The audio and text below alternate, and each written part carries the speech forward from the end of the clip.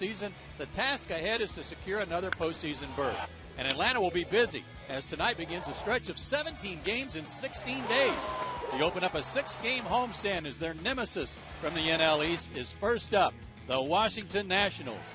It's a beautiful night for baseball as the Braves open up at Turner Field.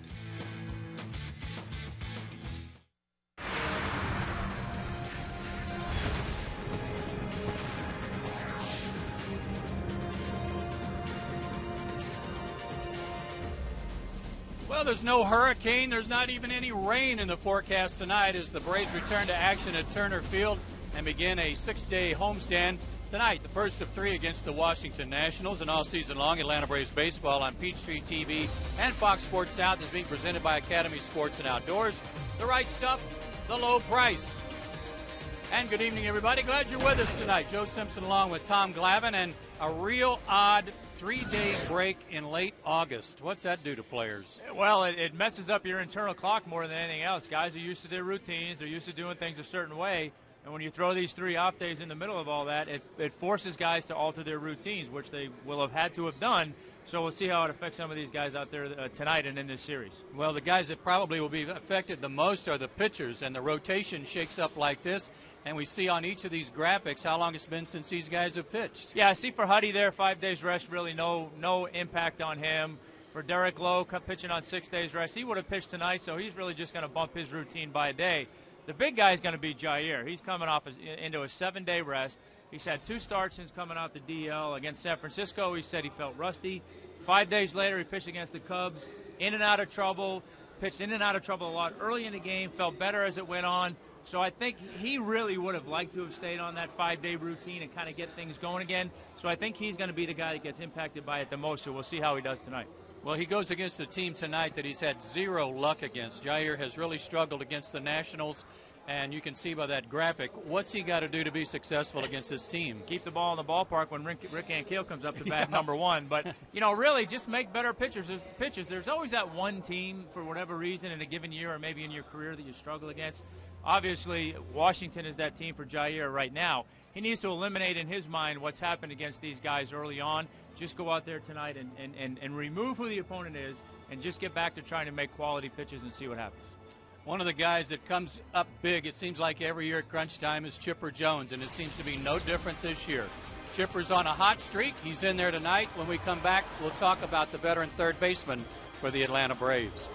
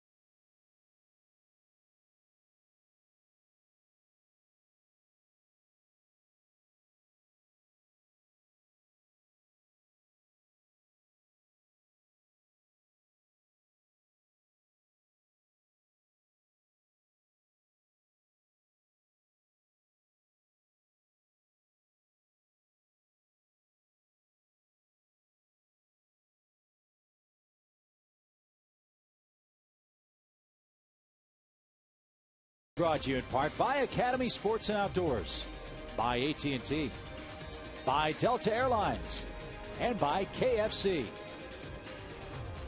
Fans still filing in here to Turner Field as we get set for the first of three between the Braves and the Washington Nationals. And in the South, in August, and certainly at the end of a baseball season, there are a couple of things you can count on, and that's a lot of sweat at the ballpark. You can also count on some dead grass in your yard, and you can always count on Chipper Jones to get hot at the right time. Yeah, you can. He's had a knack for doing it throughout his career here in Atlanta. And, you know, I've spoken about this a lot from a opposing pitcher standpoint. Chipper Jones in the middle of the Atlanta Braves lineup brings a presence, and he brings something that opposing pitchers have to fear. The Chipper Jones that's in the batter's box right now really doubles that, because now his production is where obviously the Braves want it to be. You see in those highlights and those numbers, he's hitting the ball all over the ballpark. He's hitting the ball out of the ballpark to right field, to center field. And when you have Chipper Jones swinging the bat like that in the middle of your lineup, believe me, it puts a lot of fear on those opposing pitchers, and it makes those guys around him in the lineup real happy. And as a result of his hot streak he's on, he's moved up to the 5 spot in the order tonight. Freddie Freeman will bat 6th. Well, the Braves have had trouble with the Nationals all year, and really for the last couple of years. They are 6-6 against the Nats on the season. They'll try to improve on that record tonight as the homestand begins, and we'll have first pitch for you right after this.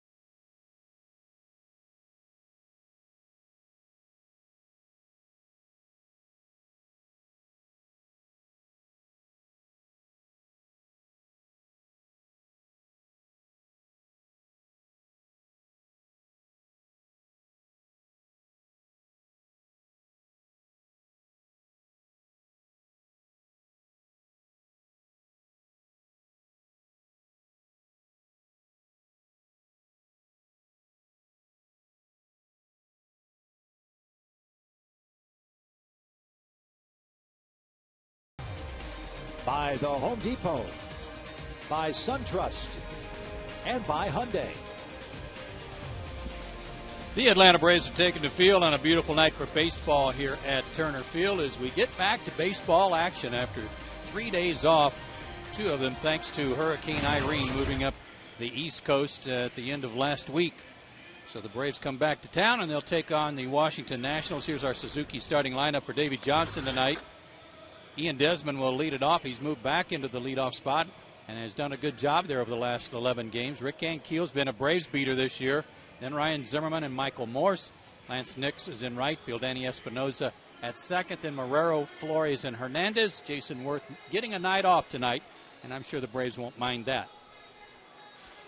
In that lineup, will be facing Braves right-hander Jair Jurgens. He's 13-5 on the year with a 2.71 ERA. This will be his 23rd start on the year. Really looking to regain that form he had before the All-Star break. You see there his last 2 starts out. A loss against San Francisco, 6 innings, 8 hits, 5 earned runs. As we talked about in the open, he said he felt rusty in that one and then came back 5 days later against Chicago. Pitched out of some early jams and kind of got things going as the game went on. So, we'll see. Like we talked about, he had to alter his routine. I'm sure Probably had a side session here maybe on Saturday or Sunday to try and simulate staying ready. So, you know, we'll see how, whether or not the rust factor plays into it again for him here tonight. Here's the defense behind him tonight for Atlanta. In the outfield, you'll see Prado, Bourne, and Hayward. Jason getting the start out there because Freddie Gonzalez said he liked his numbers against Levon Hernandez. The usuals on the infield, third to first. Brian McCann playing tonight for the first time since last Thursday. You might remember he hit 2 home runs in Chicago and then got a day off in New York. So his last action was in Chicago, and we're set to go. Jair against Ian Desmond of the Nationals, and the first pitch of the game is a strike. Desmond hitting .240 with 5 homers. Has done a good job since he went back into the leadoff spot 12 games ago. He's hit .333 over that span. I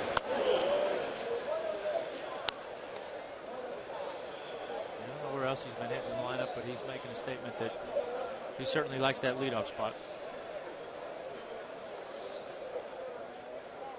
He had been down in the 6th and 7th spots. And he takes another strike, 1-2. Braves have pitched him tough this year. He's 9 for 49 against Atlanta, a homer included.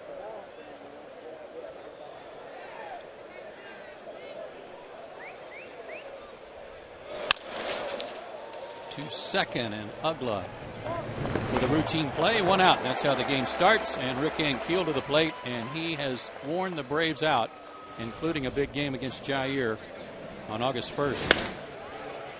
He's 3 for 7 off of Jair with 2 home runs on the year, or in his career. And that home run right there in Washington certainly caught Jair's attention, and rightfully so. Anytime somebody hits one in the upper deck off you, it's going to get your attention. He takes a breaking ball for a strike, and because of that good work, he's the subject of our SunTrust solid performance. His numbers against Atlanta dazzling: 4 homers, 9 RBIs in 9 games. Not so dazzling against everybody else.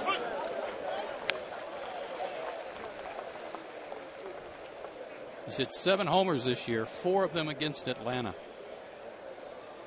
And Jair quickly ahead of him, 0-2.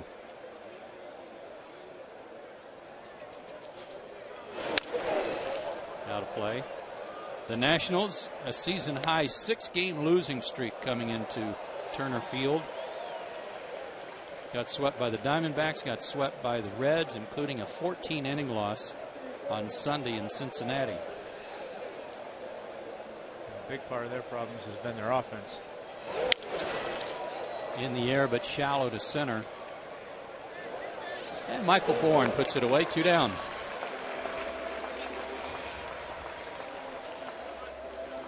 See those numbers, 0-6, as Joe said, over their last 6 games, only scoring 2.2 runs a game, which is usually not going to get it done. Average is so-so, and the average with runners in scoring position, that really is not going to get anything done. And oh, by the way, they've made a bunch of errors, so they're not playing much defense either. No, they're not. 6 for 67 with runners in scoring position during the streak. Ryan Zimmerman, the batter, hitting .298, 9 homers. But he's had a real good second half to get his numbers up that high.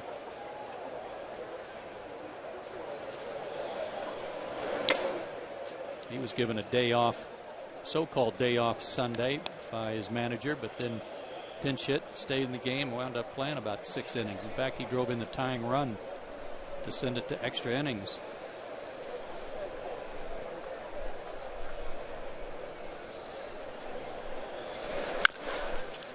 Two hopper to short. That's usually an out, and it is here too. And a good inning for Jair Jurgens. He gets off to a good start.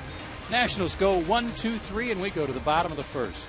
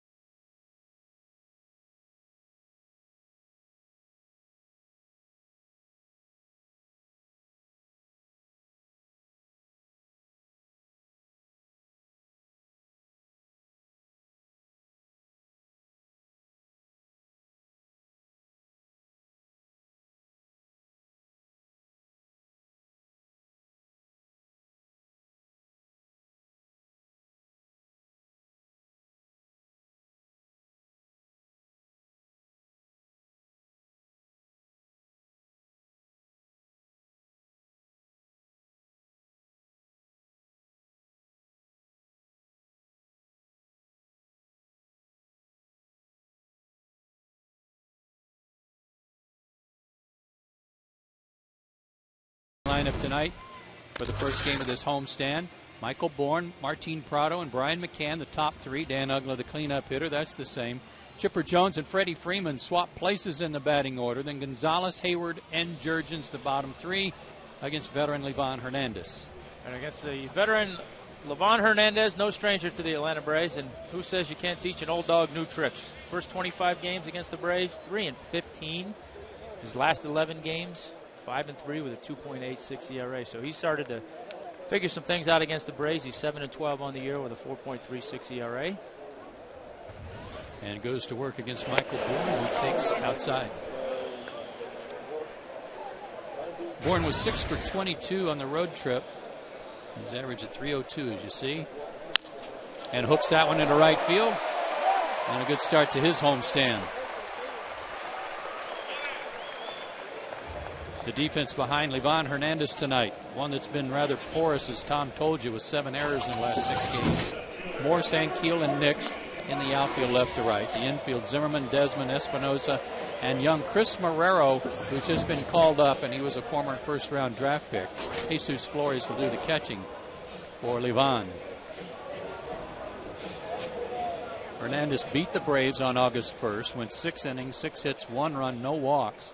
In fact, this year in 3 starts against Atlanta, he's only issued 1 walk to the Braves. That might tell you a little bit about some of his recent success in that the Braves have not been very patient against him.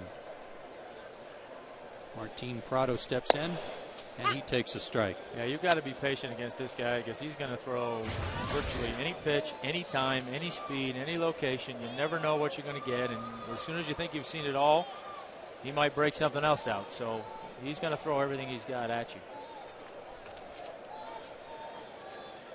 Good athlete, feels his position well, good hitter, good bunter.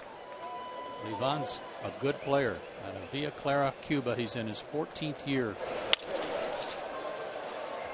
That's out of play, and it's 0-2 to Martin, who went 2 for 19 on the road trip.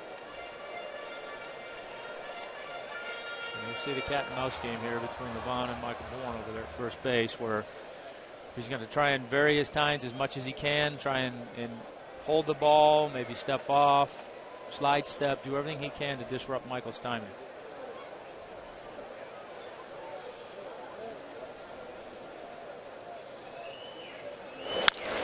Back to the mound, might be 2.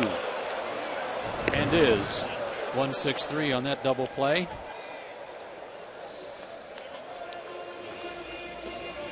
And we'll bring up Brian McCann with 2 out, nobody on.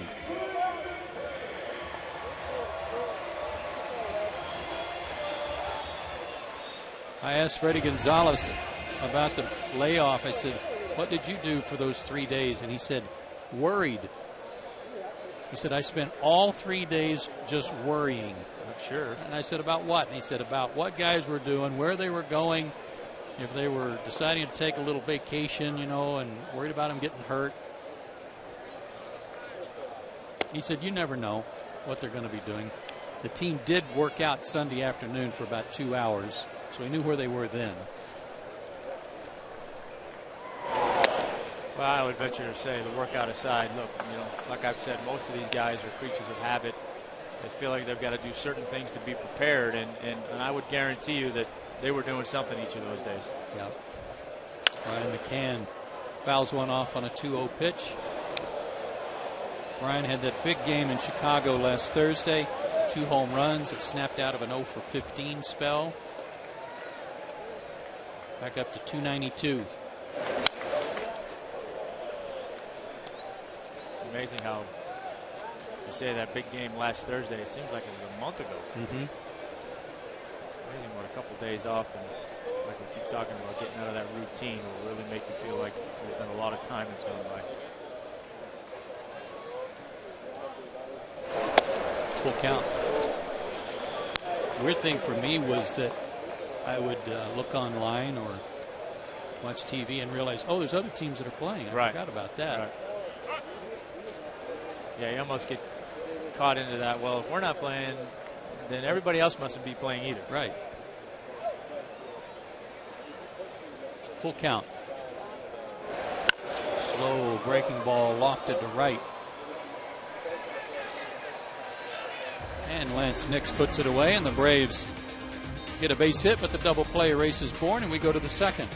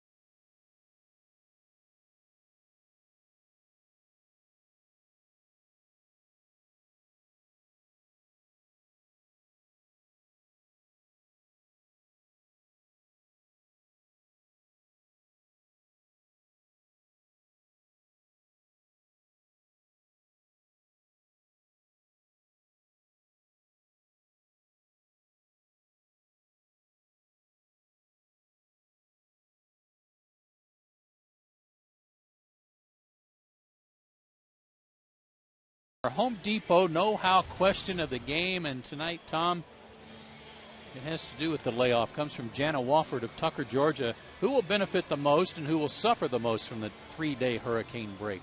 A little bit of everything, really. As I talked about, I think the starting pitchers, by and large, will have the biggest adjustments to make to get getting out of their routine. I don't think the bullpen, I don't think it'll affect those guys very much. Any of the guys that have been dinged up, Jose Constanza, Mack, Chipper, Freddie Freeman, those guys, the rest is going to do them well because they haven't had to take that pounding for the last 3 or 4 days. So, that should help them. And then hopefully guys like Peter Moylan and Tommy Hansen, those guys are that much closer to getting back as well. Michael Morse checks his swing and didn't go. 1-0 to him as he leads off the second. 6th in the league in hitting at .314 with 22 homers. What a year he's having.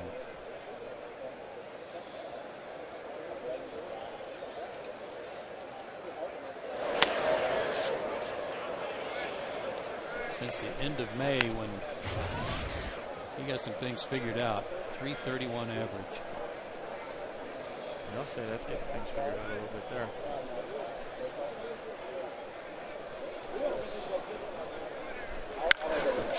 And that's pretty much by you right there. 1-0 Washington. Where's that going to land? Wow. That was a long one. And his 23rd. 1-zip Nats. Well, that was the proverbial no-doubter there.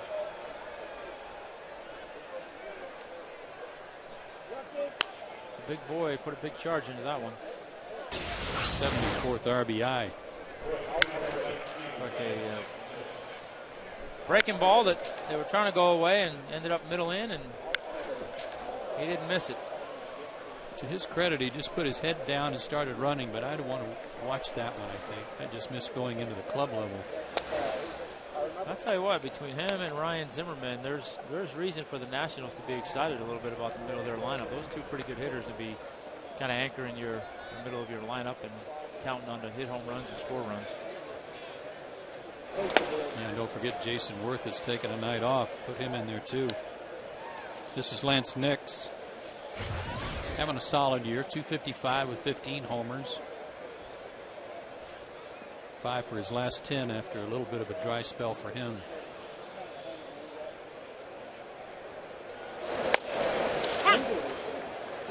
The Nationals had a series at home with the Phillies August 19, 20, and 21. And they beat the Phillies 2 out of 3. As Nix puts a charge in one to deep right center. Jason on the run. He'll have to play that off the wall. And Nix has a double, and A couple of hard hit balls to start the second inning here off of Jurgens. And I think we're seeing where the rust is going to come into play, particularly for a starting pitcher. It's usually the off-speed stuff that you have a hard time getting a feel for. And right there's another breaking ball that was kind of what we termed the cement mixer, where it's just kind of spinning and not really doing anything. So that's an adjustment that Jair is going to have to try and make, whether it's get a little bit more spin on him, or if he's trying to overthrow him because he doesn't have a good feel. One of the two, but that's generally off-speed pitchers are the ones you have a tough time getting a feel for when you've had a layoff like that. This is switch hitter Danny Espinosa, who for much of the year was certainly in the conversation when you talked about Rookie of the Year, but he's fallen on some hard times. His average down to 230, but 18 homers. That's the same as Freddie Freeman.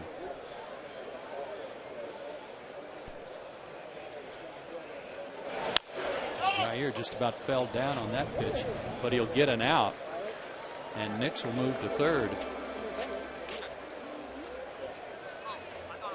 Jair slipped a little bit on his landing foot. Yeah, it looks like he didn't quite get his heel down where he wanted it, and turned out to be a pretty good changeup for him. Not one I would recommend trying to throw all the time like that, but. Well, here's another guy they are looking forward to having in the middle of their lineup as the Braves infield plays in to try to cut off the run. This is Chris Marrero, 6'3", 210, their first round pick in 2006.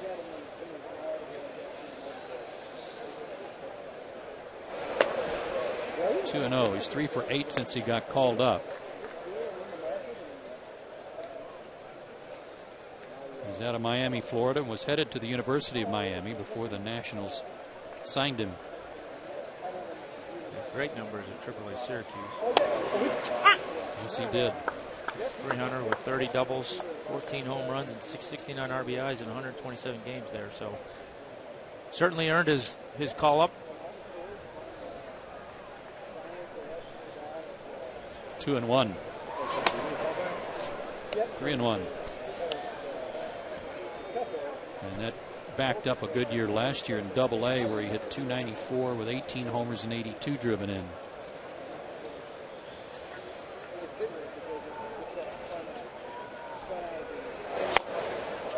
And he draws a walk. First and third. One out for Jesus Flores, the catcher, who's hitting 232 on the year with 1 homer.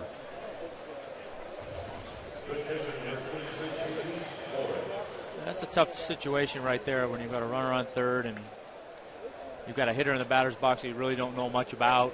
You have no prior history of any matchups or anything like that to go on. So Jair pitched them awfully careful. See if he'd chase anything. He didn't. Now with the walk, he set up the double play and see if he can get that ground ball right here. Gets ahead of him quickly.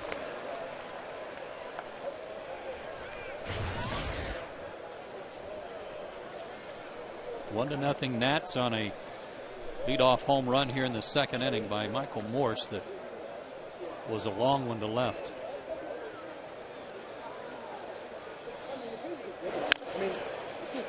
Oh, and 2 now to Flores with a good hitting pitcher on deck.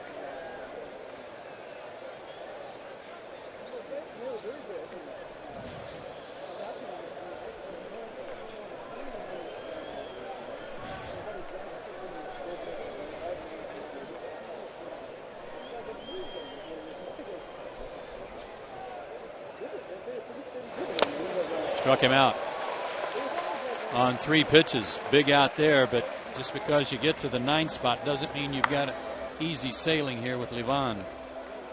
Much better breaking ball right there. That's the breaking ball he was trying to throw to Morse, and didn't have nearly that break or tilt on it. So much better pitch there. Good adjustment on the breaking ball. And like you say, Joe, now it's not a situation where you're used to with a pitcher in the batter's box where you feel like you can relax a little bit. This guy can swing the bat. 9 for 41 this year. That's a 220 average. No homers, but he's driven in 7 runs. Has hit 10 homers in his career. 0-1. Oh, by the way, he also leads the league in sacrifice bunts with 15 of them. Look out, Derek Lowe. Might have gotten him. Derek was trying to get out of the way, but the security guard wasn't getting out of the way for him. Kept chasing him. Nowhere to go. Levine's changed his stance a little bit. He's got the old Andres Colorado going. Sure does. Come back to the mound. That's how to get him out of it. Underhand toss gets the out and ends the inning. So only one run crosses, but it was a long shot by Michael Morse. This rocket makes it 1-0 Nats.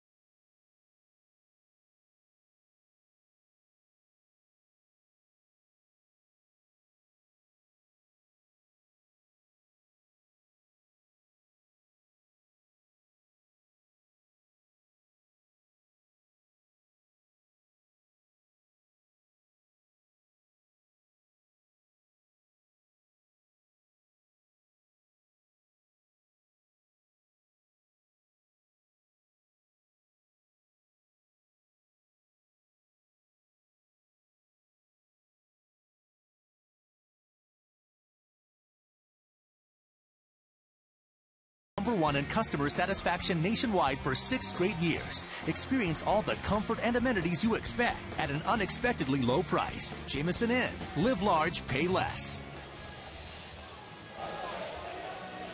Nationals take a 1-0 lead in the top of the second on a home run by Michael Morse. Middle of the order due up for Atlanta: Ugla, Chipper, and Freeman. Nice job by Jair right there, limiting the damage after the leadoff solo and followed that up with a double. Made some nice adjustments on his breaking ball and kept that second run from scoring.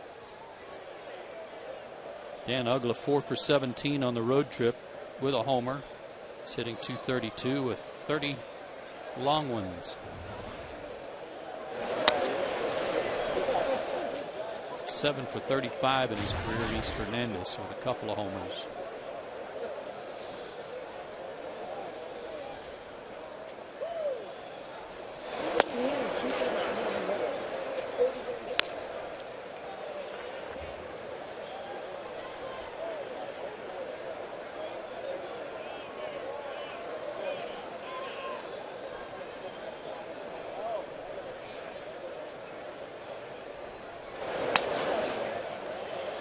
Time for a Delta Airlines on deck, and I mentioned that Dan's only hitting .200 against this guy in his career, but the other guys in the heart of the order have done a lot of damage against him, including Chipper, who's on deck.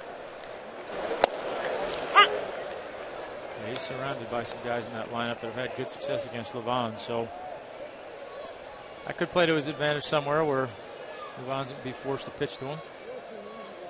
3-1 to Ugla. 67 on that beauty.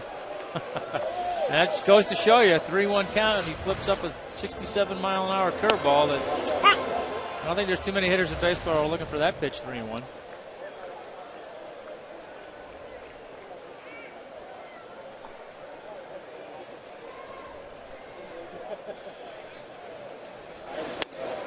Another changeup, but he missed with that one, and there's a walk. Only the second he's issued to Atlanta in 4 starts this year, or 3 starts in 2 innings. And here's Chipper, 5 for 15 on the road trip with a homer. He's at 273 with 13 long ones.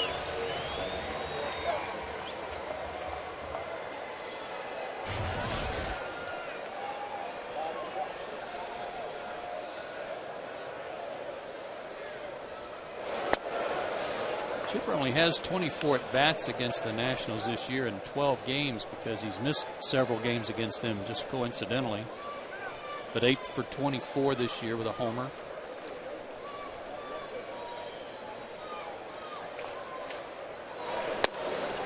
Started to say earlier that they had this series at home with the Phillies and they took 2 out of 3. They had huge crowds and people around the Nationals camp said it was like the postseason for them. Really excited, played good ball, won 2 out of 3, and since then they've gone really flat. Well, that certainly can happen to a team that's not used to winning and doesn't have kind of that winning environment. You have certain series along the way where you get fired up and you get your adrenaline gets going, you're into it. You win 2 out of 3, and then, oh, by the way, well, we didn't carry that over into the next series and the series after that. And he walks Chipper. Good start to the second inning. And that'll bring Freddie Freeman to the plate. And this brings me to what Freddie Gonzalez talked about today when I asked him why is Hayward playing tonight versus Constanza, and he said when he looked at Hayward's numbers, they're pretty good against Livan, but what stood out was that Jason's walked 7 times against him. And he felt like the team needed to be more patient against Livan Hernandez tonight. And that's why he had him in there.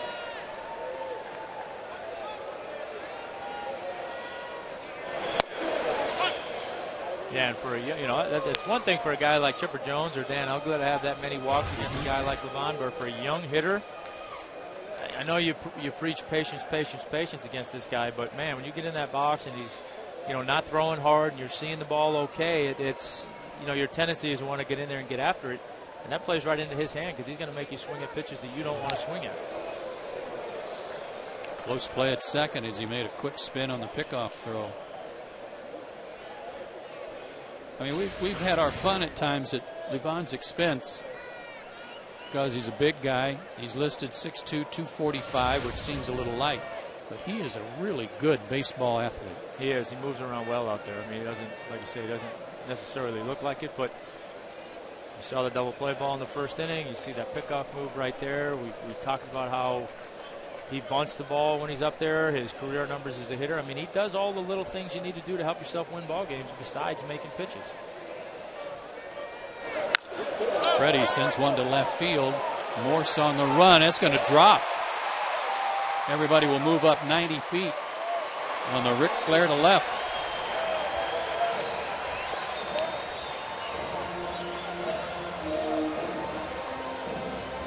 And they're loaded for Gonzalez. Well, sometimes you say you hit it like it was pitched. That was off-speed pitch, and Freddie didn't get much of it, but had enough of it to drop it in left field and load the bases for Alex Gonzalez. Nobody out, bases loaded. Alex is one of those guys that was not on that list in the part of the order against Livan with good numbers. 8 for 58 in his career against Livan. And he lays off a pitch. Well, I would think that from that patient standpoint, this is not a good matchup for Alex. He's not typically your most patient hitter in the batter's box and likes to be aggressive. And for a guy like Livan that changes speeds and locations so often, I would imagine that he's gotten Alex to swing at some pitches that he doesn't want to. He's laid off another breaking ball, and it's 2-0.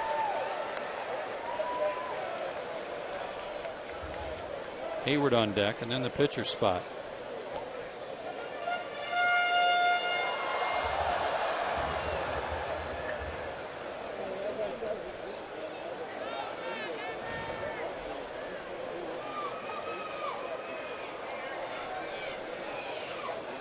Alex has 12 homers. He's driven in 44. That's out of play. And Levon wants to talk to Flores.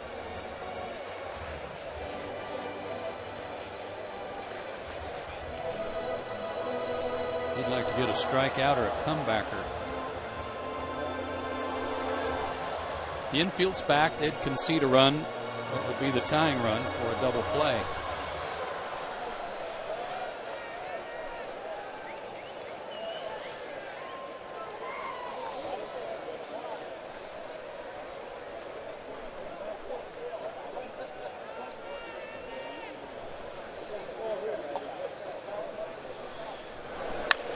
Slow breaking ball got him to chase. And that's the infield fly rule. If it's in fair territory, they called him out anyway.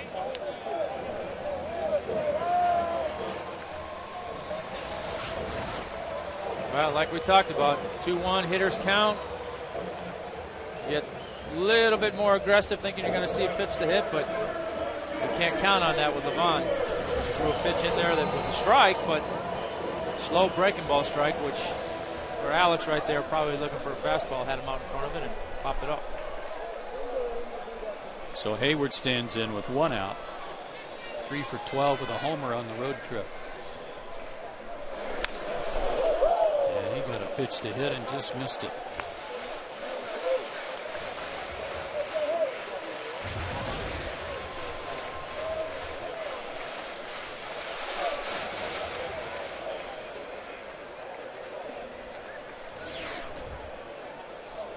Hayward 4 for 15 in his career with 2 homers to go with those 7 walks. And that's roped down the line. Just foul.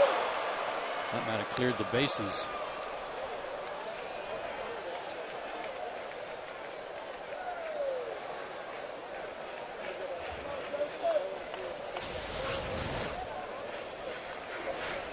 That cutter in on the hands that Jason pulled his hands in just a little bit too quick. Now with an 0-2 count, you got to be ready for virtually anything right here. Anything. Slow curve lifted to center and pretty deep. And Keel going back. He's on the warning track and he'll be there for the catch. Ugla will tag and score, and that'll tie the game. Chipper moves to third and give Freddie Freeman a sacrifice, or excuse me, Jason Hayward a sacrifice fly, his 37th RBI of the year. Nice job there on the 0-2 count. Yeah, it really was. It sounded like you heard Jason kind of say something like, you missed it, but I'll tell you what, that ball just kept going and going and going. Off the bat, I didn't think it was going to go that far, but me neither. Just kept going. So good job by the Braves coming right back and getting that run back and tying the game up and starting over. And they still have an out left, and Jair Jurgen stands in 5 for 45 on the year with an RBI. Not quite the threat that Levon is in the batter's box, but you never know.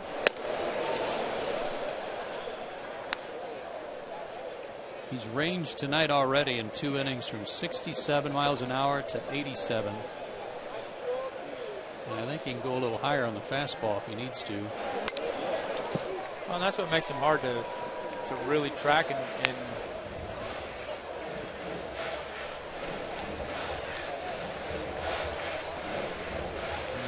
when you can throw it at both sides of the plate, that's hard enough for a hitter to cover, but then when you're asking a hitter to cover a 20-mile-an-hour differential in terms of high-end velocity and low-end velocity, that's a lot for hitters to have to try and cover, and that's why he's successful when he does it. The 1-1. 1-2 the count. He's a 14-year veteran, and he's now thrown in his career 49,999 pitches. This next pitch will be number 50,000 in his career. And that's not counting winter ball or bullpen sessions. No.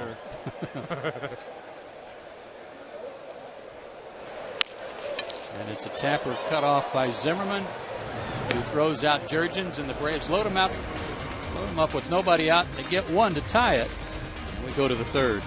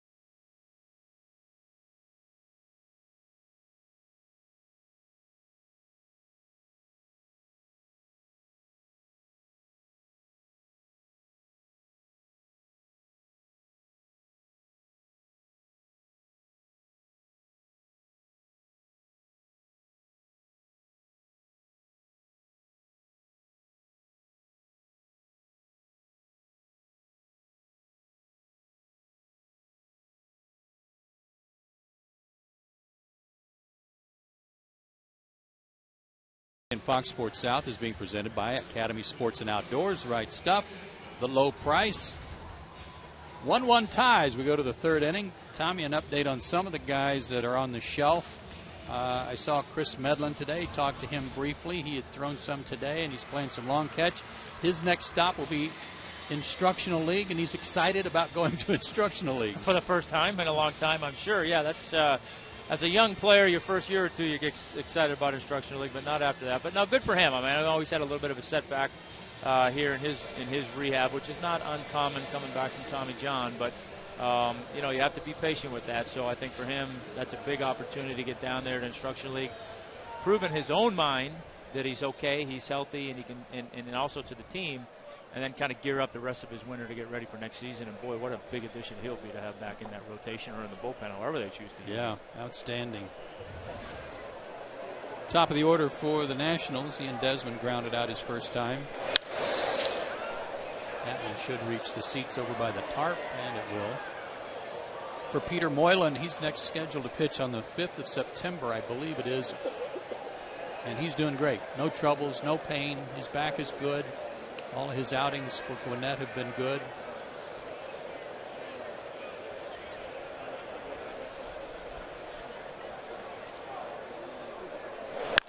Hard hit. Nice stop by Chipper on one hop. One out. And in, even with the bag, and he still reacted to it. And boy, was that a nice play. I'll tell you that. With the pitch inside like that, Desmond took a funny swing. I didn't think he was going to be able to hit it that hard. And man, he got good. He got a good swing on it. And Chipper with a nice reaction. And as we've talked about so often over there, boy, he's as good as he gets over there at third base. And Keel flied to center his first time. Takes a strike. And we're getting back to Moylan. I mean, that's kind of a with all the great work the Braves bullpen has done this year. That'll be a nice addition for them to be able to get him back going into the stretch drive. In the air, might stay in play over by the Nationals dugout, but reaches the seats.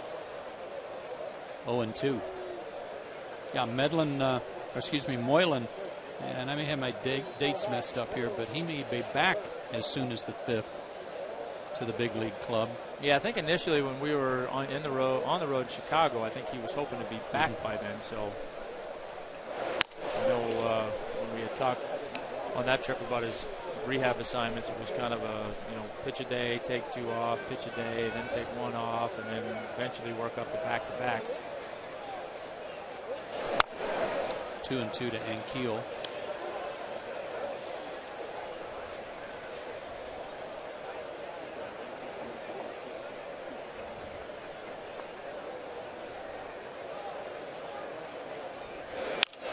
Off the end of the bat to short. Alex throws him out, 2 down. Hey, parents, join us for Braves Family Field Day, presented by Public Supermarkets this Saturday at Turner Field. Get batting, fielding, and pitching tips from Braves players, plus lunch and a behind-the-scenes tour. Sign up today at Braves.com/Field Day or call 404-494-1020.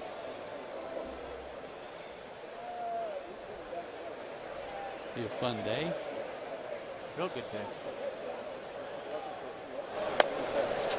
Ryan Zimmerman with that high leg kick takes a strike. Grounded to short his first time.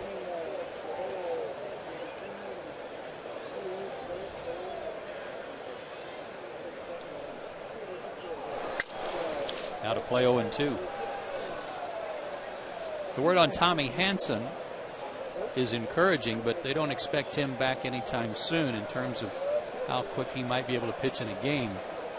Expect him to return to throwing in the next 3 or 4 days and gradually work him back where he might be ready to start a game in the last 10 days of the season, somewhere in that range. Yeah, that's going to be a little bit more of an uncertain situation there, because when he does come back, you're obviously going to have to do some things to build up his endurance to get him, back to that 100 pitch mark, and that might not be something they're able to do by the start of the first round. Out of play.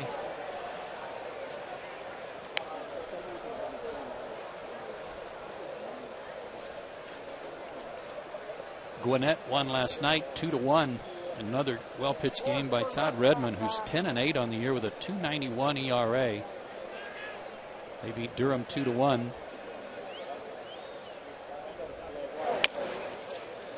In front of the plate, tough play for McCann, and he throws it off the glove of Freeman and down the right field line. And Zimmerman will wind up at second base. I think that surprised Freddie that he didn't catch that. Yeah, he'll probably tell you he should have had it. I think it was when he got kind of caught in between as to whether he should go up and get it or not. And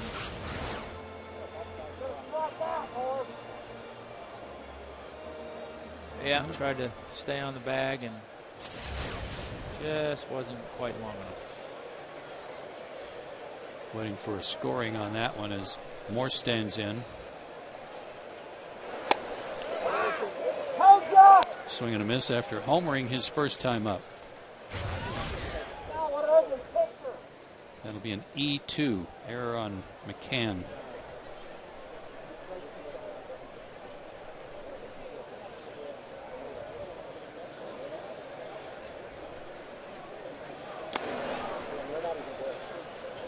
There's the home run again if you missed it. If you missed it, but he didn't miss it. Nope. That's as long a homer as I've seen hit here. That was popped pretty good. 2-1. How hard is it for you after guys, and you, even though you know you made a mistake and you've got a better breaking ball than that, is it hard for you to throw that pitch, come back with it next time around? It depends on the situation. Right here it will be with a runner in scoring position and 2 outs. Yeah, I think it's going to be a little bit tougher, but I think that was a good pitch right there. Yeah, it was. I think as a pitcher, you kind of fall back on that. That, okay, I know you took me deep or you hit a ball hard, whatever, but that was not nearly as good a pitch as I'm capable of throwing, so I've still got that one in my back pocket here somewhere that you're going to see. It just has to present itself in the right situation. And he rockets that one into left center field. And that will give the Nationals the lead right back after the 2-out error. And Morse, with his 75th RBI, continues his good season.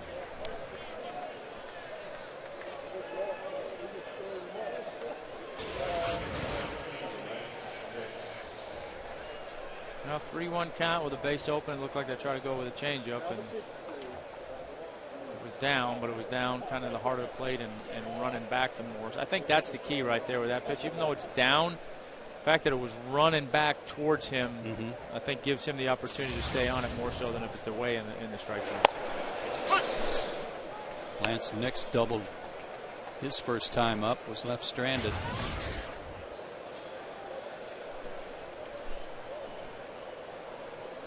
And they get their first hit with a runner in scoring position on that double by Morse. Right back to the mound. That'll end the inning.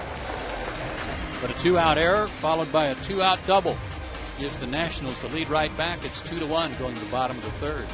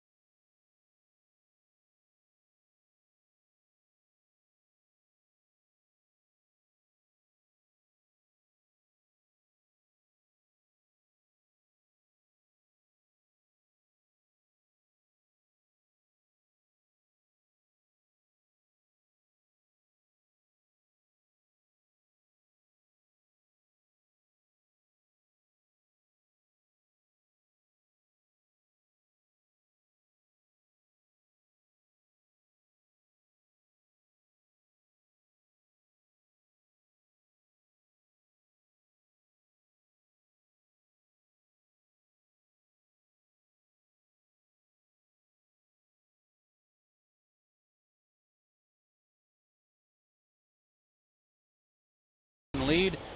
And to end the second inning, this pitch was number 50,000 for Livan Hernandez.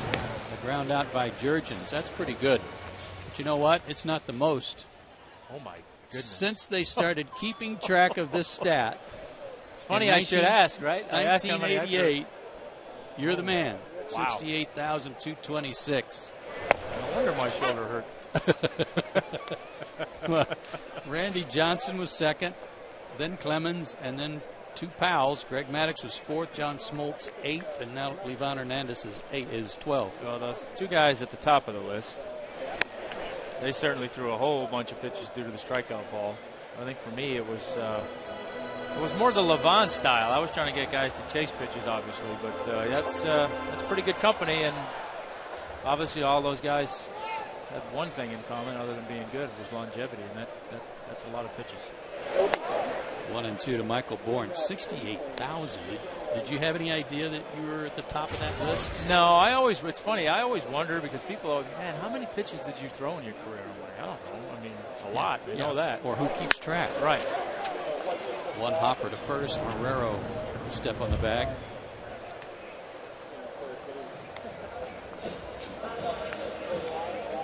Let's take a look at those numbers again. 68,000. But like you say, that's not, that doesn't include postseason. That doesn't include, I don't think anyway. No. It doesn't include any, winter ball or any of that spring stuff, training. which I didn't do. Spring training. It doesn't include side sessions. So, that's strictly in-game action, which is a whole lot of pitches, and I guarantee I threw probably at least that many in bullpen sessions. Yeah, I was going to say, you went well over 100,000. Quite honestly, in some games it felt like I probably threw 68,000 pitches. It's a wonder your arm's still attached. Well, they had to reattach it last summer, so.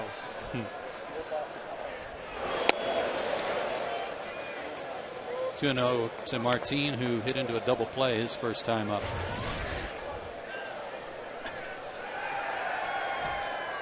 Statistician, Mr. Baker. That's not nice, Dave. Send me a note said I threw 42,000 pitches in the first inning. Probably not far off. No. 2-1 to Martin. Espinosa handles a tricky hop, throws him out, 2 down.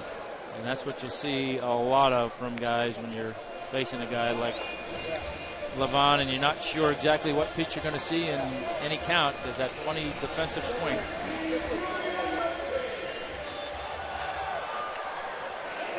McCann popped up that slow curve his first time up.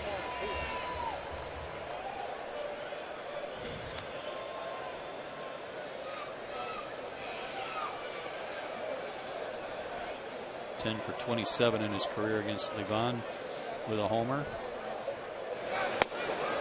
Brian's a guy that, you talk about the 3 days off, I'm sure from a physical standpoint he didn't mind it, but like I said, that game in Chicago, he was starting to feel it again a little bit. And I know going into that Chicago series, having talked to him a little bit, that was the one thing he felt like since coming off the DL, is that his timing wasn't quite there yet, but it was coming, and then he has a nice 2-homer game, gets a night off in New York, and boom, 3 more nights off. So yeah.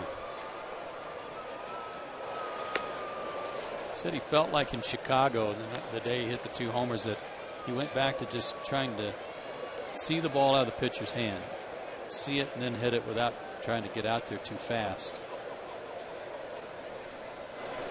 And that's really what you got to do against this guy. Yeah, exactly what you got to do against this guy. But I was going to say, that's what it really looked like when we showed the highlights of the home run he hit to left field. That's almost what it looked like. It was like, okay, I'm going to swing, and then he just reacted and drove it. Breaks that one down the line. Oh, foul ball, says Tim Timmons. He had a little bit of a delayed call. Yeah, Zimmerman beat him to the call. He was pointing foul, which I'm sure he was trying to sell it anyway, but.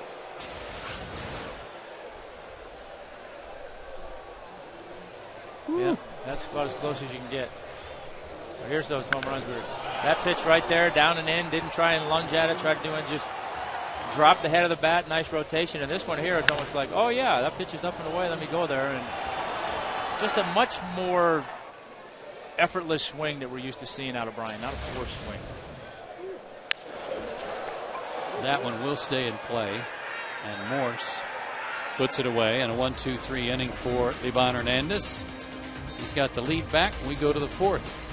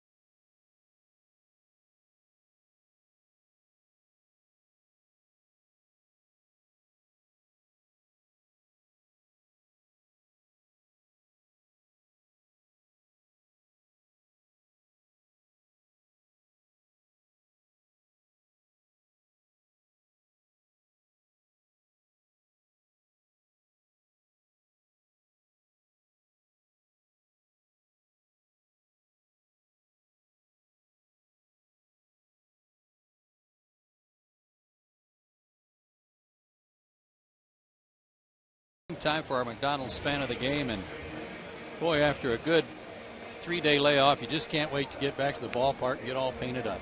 Absolutely. Get your paint on, get your foam finger, probably a pound or two of cotton candy. Good way to get back into the action. That looks like a little bit of a homemade that job. Might not be necessarily a professionally done face painting, but effective nonetheless.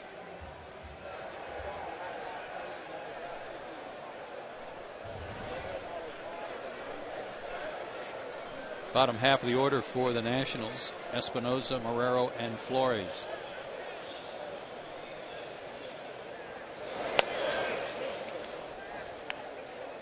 Espinosa came into the game hitting .267 against the Braves on the year with a couple of homers. Good looking player.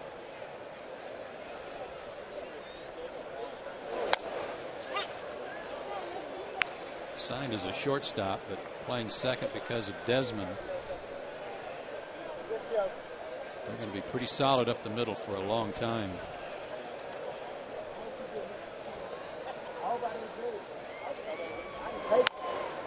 If they can cut down on their errors. Desmond made 37 errors last year, I believe it was. He's made 22 this year. Espinosa 12.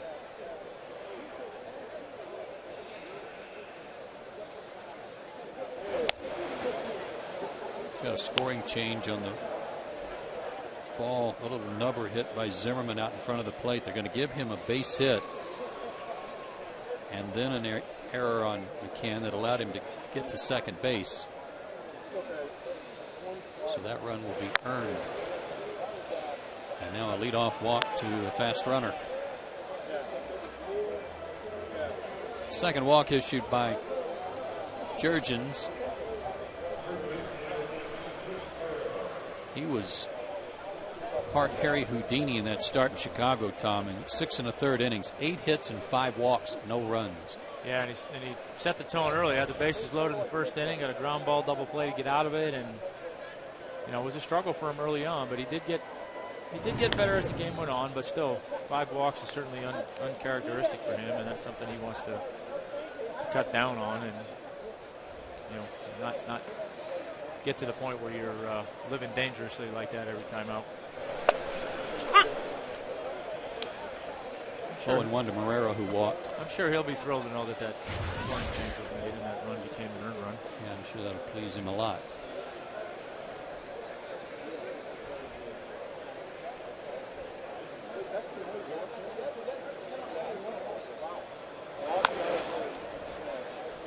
1-1.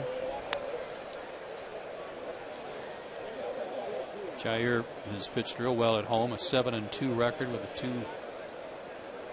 2.89 ERA. Pretty consistent splits, really, for the course of a year. I was just going to say, he's had a good year. I mean, he's going to be good on both ends. Yeah, I mean, I think, as I've said before, he had such a good first half. Again, I think sometimes you're pitching against that, and you know, it's hard to sustain that kind of consistency and domination all year long. I mean, you're going to have points in time where you struggle, and for him, not only has it been that, but it's been some physical things that he's been on and off the DL for. So I mean, all that takes its toll on you, and it just, over the course of a year, it's tough to go out there 36 times and feel comfortable and make 36 good starts. Out of play, and the count 1-2 to Marrero.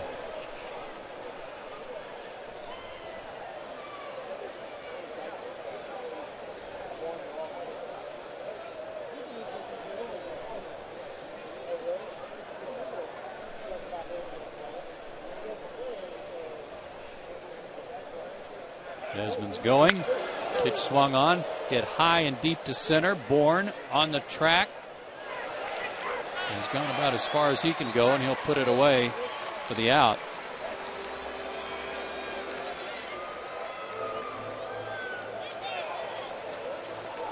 And they're going to call a double play. Oh, he didn't re-tag. Is that what happened? Desmond maybe got deked and didn't re-tag, and they make an appeal and call him out. Double play.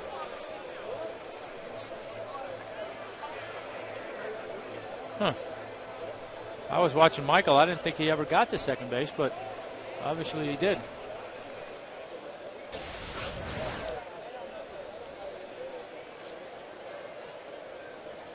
Yep. Crossed the bag and never tagged it on the way back. Sure did. Ryan McCann all over that. He had the best view of it.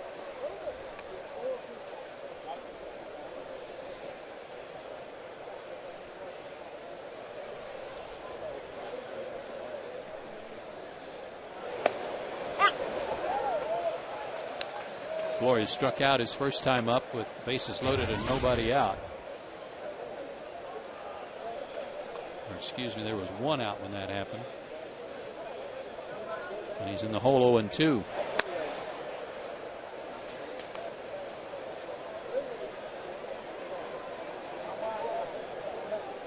So a little help for Jurgens there on the base running blunder by Espinosa. And Flores down on strikes for the second time. We'll go to the bottom of the fourth. Braves down a run. Dan Uggla, Chipper Jones, and Freddie Freeman due up.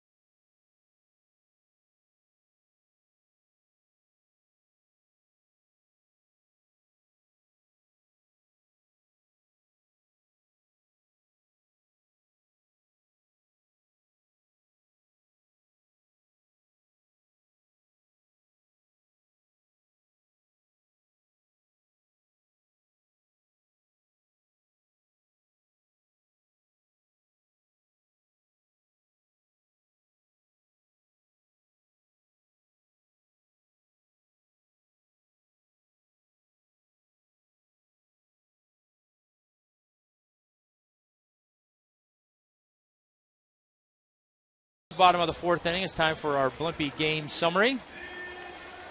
Show you how we got here. Started out early. Bottom of the 2nd inning, Michael Morse with a long solo home run off of Jair Jurgens made it 1-0 Nationals. Braves tied it in the bottom of that inning with a sacrifice fly by Jason Hayward, sorry. And then that guy again, Michael Morse, with a 2-out double. Scored Ryan Zimmerman. Made it 2-1 score, and that's where we stand here in the bottom of the 4th inning.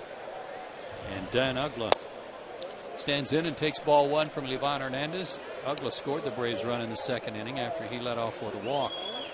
Braves got 2 walks to start that inning, and then a base hit to left by Freddie Freeman loaded him up. Hayward had the 1-out sac fly.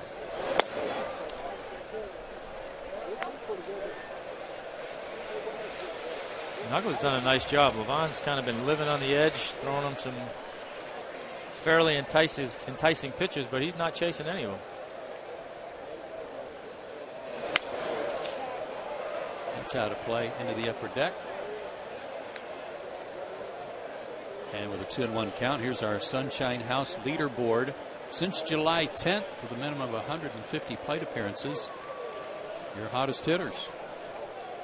A lot of boys in this series swinging the bat well.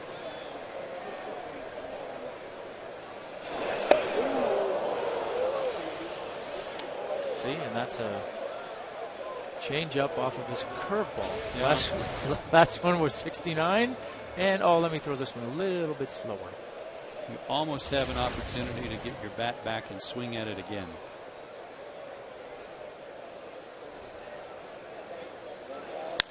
That breaking ball ripped.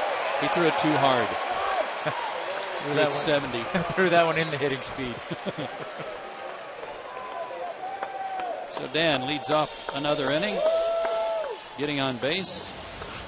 And here's Chipper, who walked his first time. Try to come back with that breaking ball again, and as Joe said, just a smidgen harder, which enabled Dan to stay on it a little bit longer and drive it into left field for a base hit. About the smile on Chris Marrero's face. Grew up in Miami, went to high school in Miami. He knows all about Dan Uggla.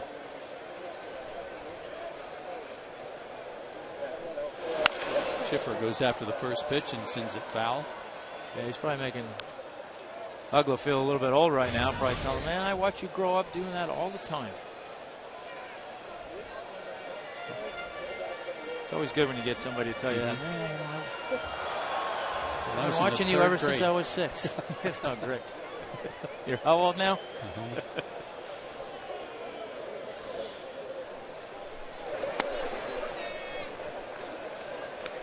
1-1 the count.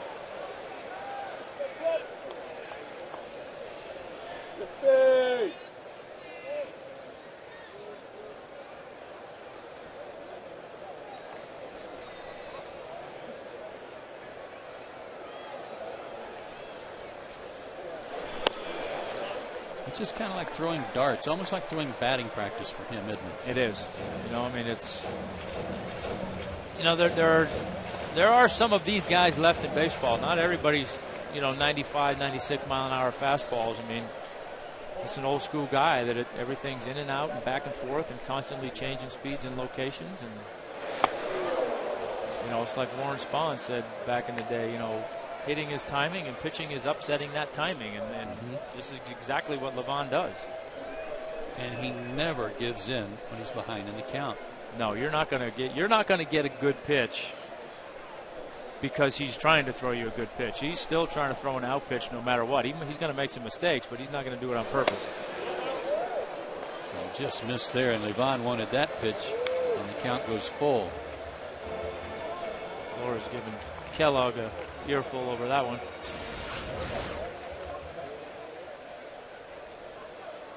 That was not as good a pitch as the one that Jurgens threw Morse. That was called the ball. So now full count. We'll see if Uggla's running.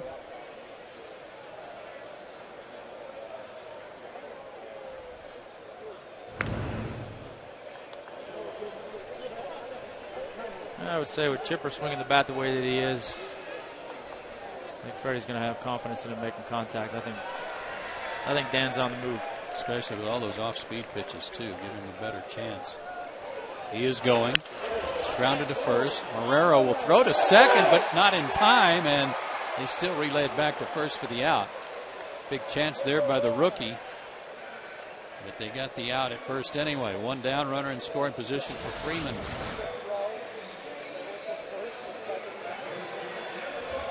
Yeah, I think that's a play that, as he gets a little bit more experience up here in the big leagues, he's going to realize he's not going to. That's not a play he's going to try and make. He's fortunate that they're able to get Chipper at first base, because that easily could have been a first and second, nobody out. Chipper out 3-6-3. Freeman hit one off the end of the bat into shallow left for a base hit his first time up.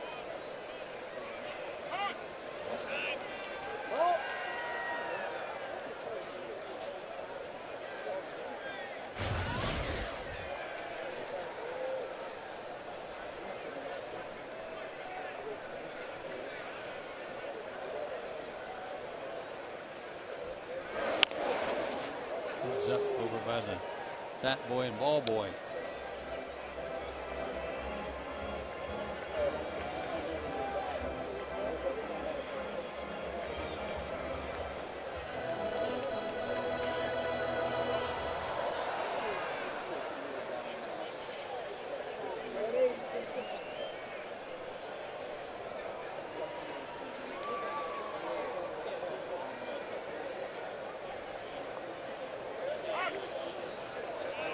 A little too deliberate there, and Freddie steps out.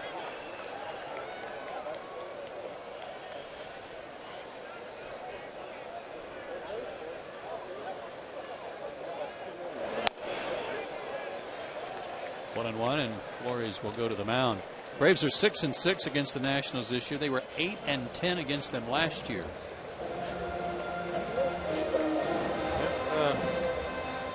They've given the Braves some headaches over the years, no question about that. You see, since 2008, Braves are 30-36 versus the Nationals. So, again, Joe, I think it speaks to what you talked about earlier with the Philadelphia series. There seems to be something about playing the Braves that the Nationals are ready for, and if they can figure out how to do it against other teams, they might have something.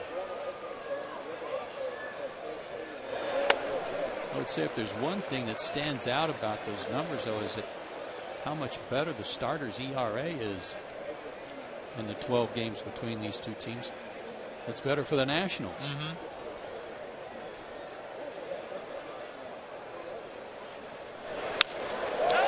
Off the end of the bat, shallow right center. Nix has it. Ugla will stay at second. And with two down, Alex Gonzalez will be the batter. It's also time for our AT&T U-verse TV trivia question. Who's the only current National League pitcher with more career home runs allowed than Livan Hernandez? 346. Woo, that's a lot.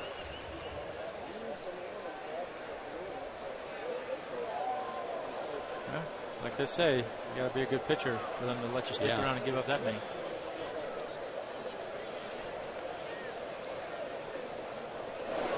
Alex popped up his first time up.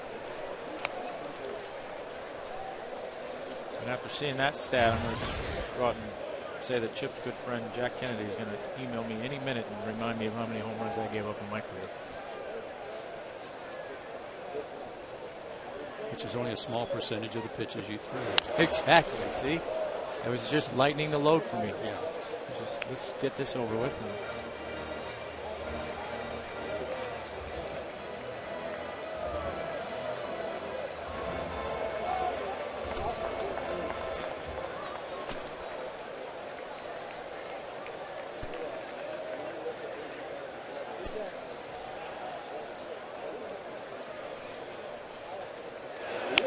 Got the number.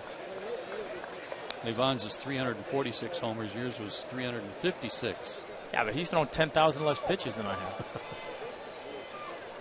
18,000 less pitches. He's only at 50,000. It's only time for like an oil change at 50,000.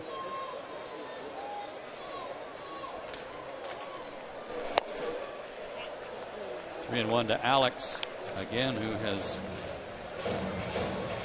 his career batting average would be about 320 if it weren't for Livan Hernandez. 8 for 59 against him in his career. I'm kind of surprised he's being so careful with him with Jason on deck. But again, that gets back to the nature of how he pitches anyway. So.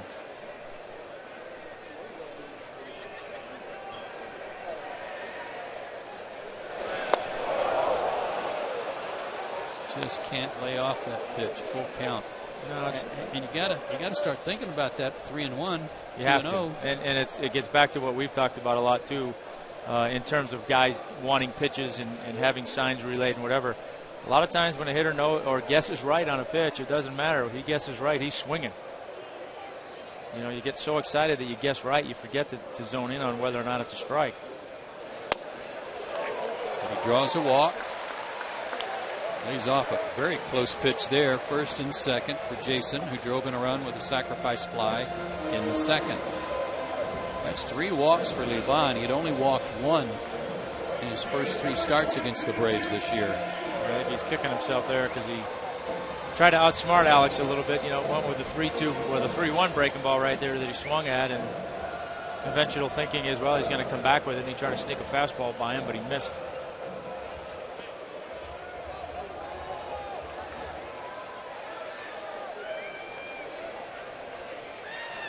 Tying run at second.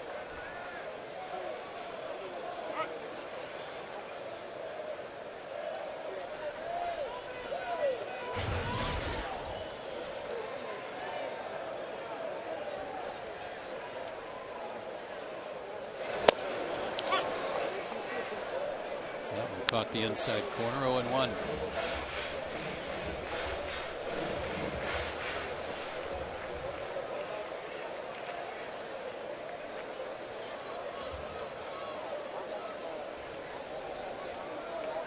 Pickoff attempt. And again, they try to get Dan again. Just missed.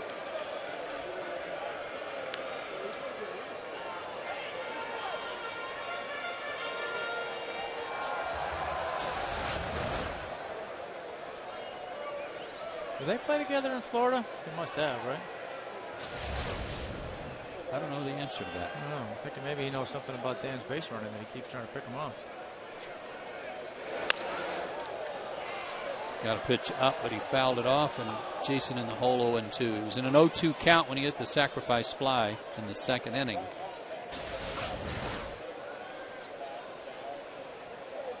And that's where all that off-speed stuff, you get that 85-mile-an-hour fastball that's a little bit up in the zone. It's tough to catch up to.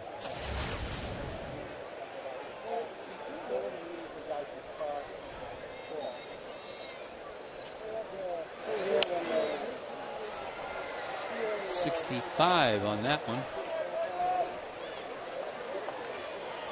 And you can understand being fooled and out on your front foot when it's an 0-2 count. The hard part is when you're ahead in the count and he throws that, you're still out front. I threw him a fastball in for strike 1. Fastball up and away, fouled off. And that real slow breaking ball right there for on 0-2 for another foul ball. So he's got him set up for something inside. So see if he takes another shot back in there. He did, and got him to pop it up. In foul territory, Zimmerman makes the catch and did exactly what Tom said. We played 4. Nationals still up 2-1.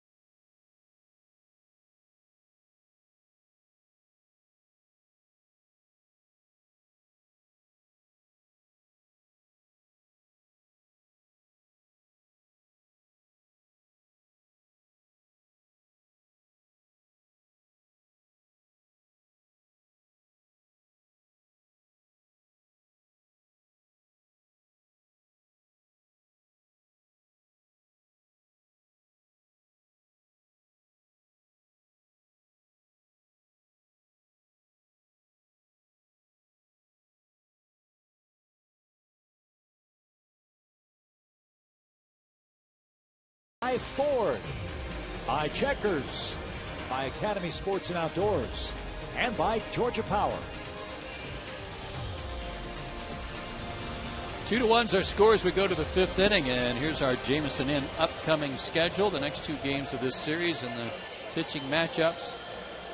John Lannon against Derek Lowe tomorrow night, 7 o'clock start right here on Peachtree TV and outside the Atlanta metro area on Fox Sports South. And then Thursday, Jin-Ming Wong against Tim Hudson on the air with Braves Live at 6:30 on Fox Sports South. John Lannon, another guy that's given the Braves some trouble.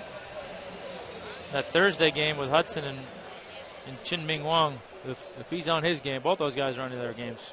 Could be a lot of ground balls in that one. Yeah, they better have the dirt ready out there in front of home plate. That Mangan and his crew will have to repair a few holes in the dirt. Ivan Hernandez pulls that one foul. He hit a comebacker to the mound in the 2nd inning.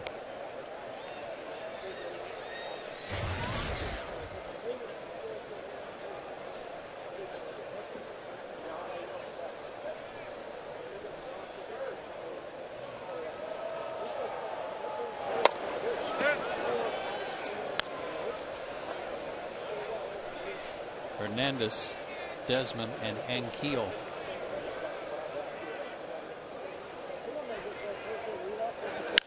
Hard hit, fair ball, into the corner. Ivan into his home run trot. Well, that's his doubles trot. And he leads off with a double.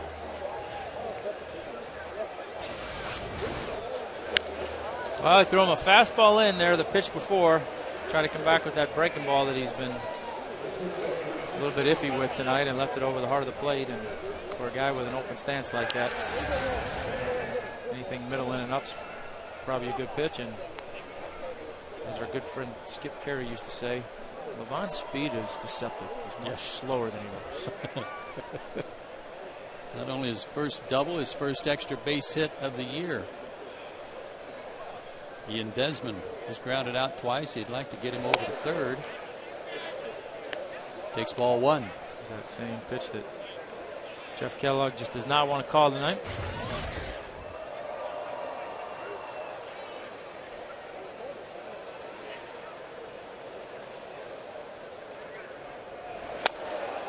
Threw that one right by him. 1-1.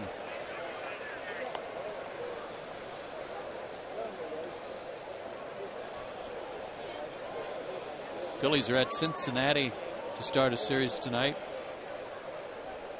They're leading 2-0, bottom of the 5th.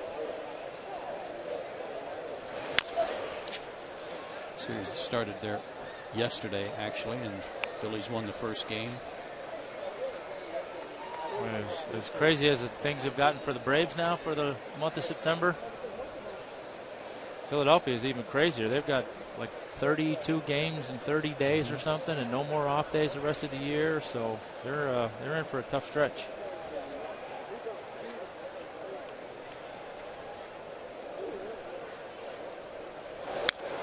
Out of play. Let's take a look at the Braves schedule, what they have left. Home and road splits, 15 at home. And 20 against sub-500 teams. Which may not be as good as it looks on paper. Right. It's always tough playing against those teams in September that have nothing to lose. They don't play conventional style all the time. That's hard hit. One hopper handled by Prado. Levan will make it to third. They're on the corners with nobody out. Yeah, this is sub-500 team. They don't play like it against Atlanta. Well, for a lot of those teams going down the stretch, playing against teams that are playoff contenders, that's their playoffs. That's what they're playing for. They're playing to be spoilers. They're playing to mess up somebody's plans or postseason plans, and that's where the dog days of summer are kind of eliminated, because you get that adrenaline of trying to play against those teams and see where you're measuring up, and like I said, try and spoil some plans.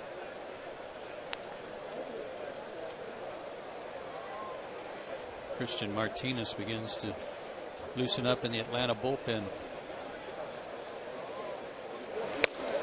Big swing, didn't catch up. 0-1 to Ankiel, who's 0 for 2. He's flied to center, grounded to short.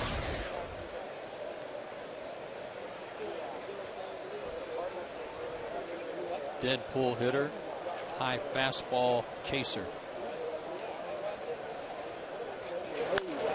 Chased that one and popped it up, but that's going to reach the seats. And it's 0-2. Looked like Desmond was about to take off and then changed his mind. Yeah, it was almost like he got such a good jump that he didn't believe he got such a good jump. Right. Yeah, better go back. It's almost like he thought somebody called time. He's like, well, wait a minute, I can't, no. He's going to pick me off.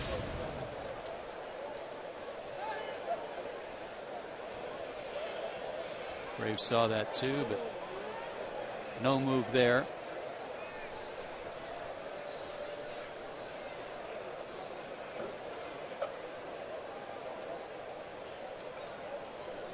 Now he's going, and it's popped up. Shallow right. Ugla backpedaling. He'll make the catch. Levon will tag, but he's not going to try to score. And Desmond back to first. There's one out.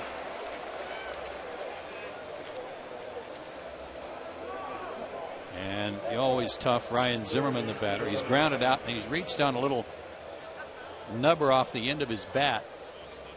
That was scored a hit, and then McCann threw the ball over Freeman's head. That moved him to second, and he scored on a double by Morse.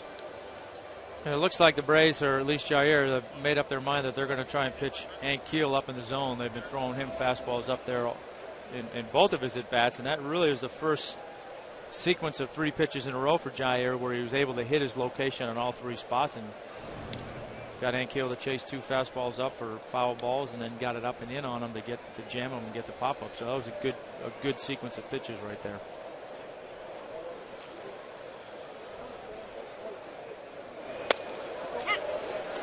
Get ahead of Zimmerman, who has hit into 11 double plays this year. That's second on the team to Wilson Ramos, the catcher.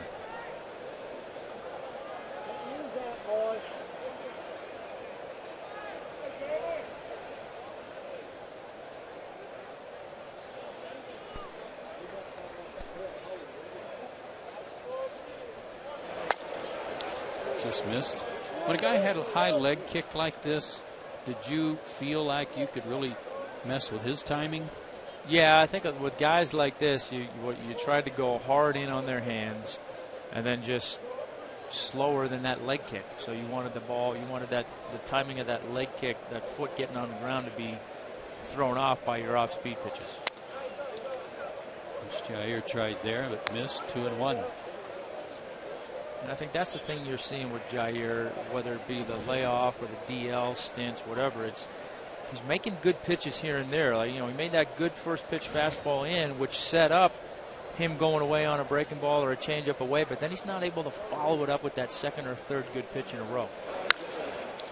That's foul. 2-2. So now he's gone back in there again. Got Zimmerman conscious inside again, so now you either double up back in there because he's going to be thinking away, or if you're going to try and throw that fastball in to get him off the pitch that you want to get him out on away, then you got to make it right here. You got to be able to do that back to back.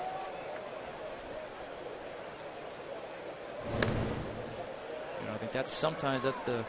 I know for me later in my career, that was one of the big adjustments I made in my bullpen sessions, was trying to practice like that, because that's what you're trying to carry from the bullpen. It's easy to throw 4, 5, 6 of the same pitches in a row, but it's sequencing that becomes tough. To center. That'll get at least 1 in. That's going to get 3 in. Ryan Zimmerman pops one to deep right center. His 10th of the year. And that makes it a 5-1 game.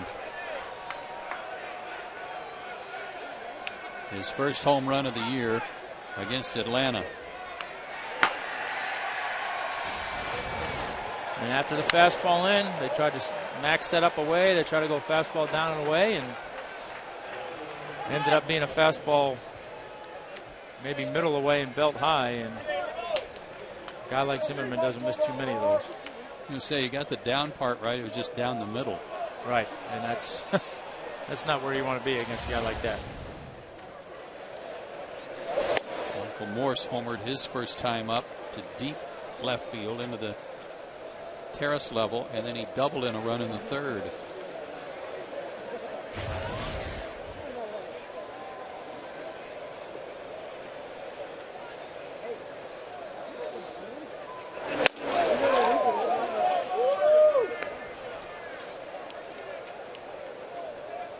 And as is the case a lot of times right there, it's like hitting that first drive out of bounds on the tee box, and then you tee up another one with a little bit of anger and just let it rip. Yeah. A little bit of anger following that home run. And those two fastballs are the best two fastballs that Jair's thrown all night. And struck him out on 3 pitches.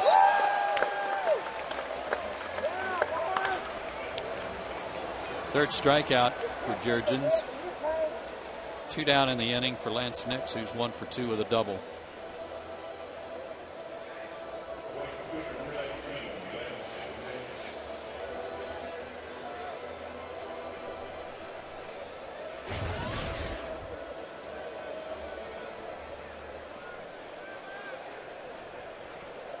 Five to 1 Nats.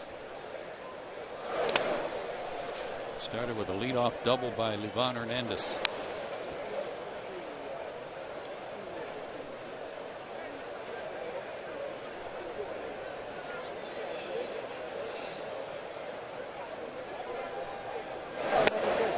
Good change up.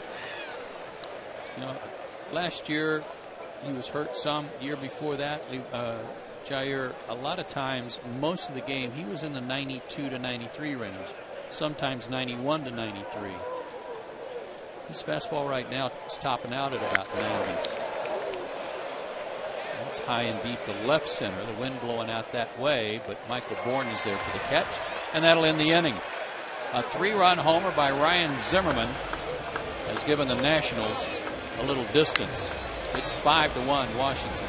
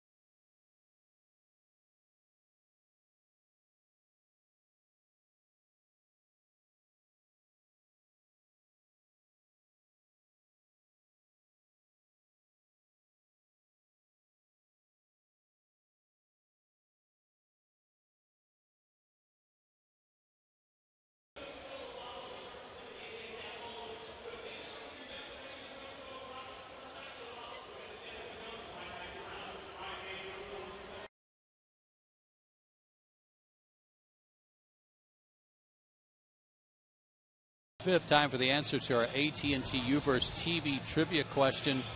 Who's the only other guy in the National League to give up more home runs than Livan Hernandez in their career? The only guy I can come up with is maybe Randy Wolf. Yeah, Randy Wolf. I missed the NL part. I was just thinking baseball. The only guy I could even come up with was Wakefield, but obviously he's not a National Leaguer. So No. I don't Gives know. another pitch here as Jurgens hits for himself. Yeah, give me another batter.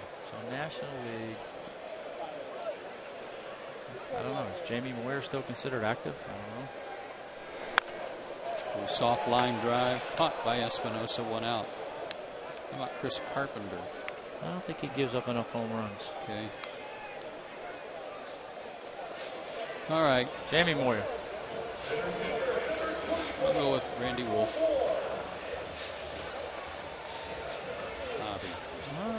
See, I would not have pegged him for a guy that gives up that many home runs. But I forgot all about him being in the National League. I mean, I was kind of going team by team, and I didn't even have him in Florida.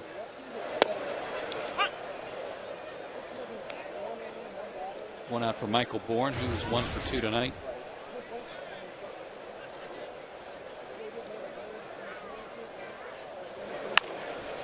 And right back to the mound. 2 down.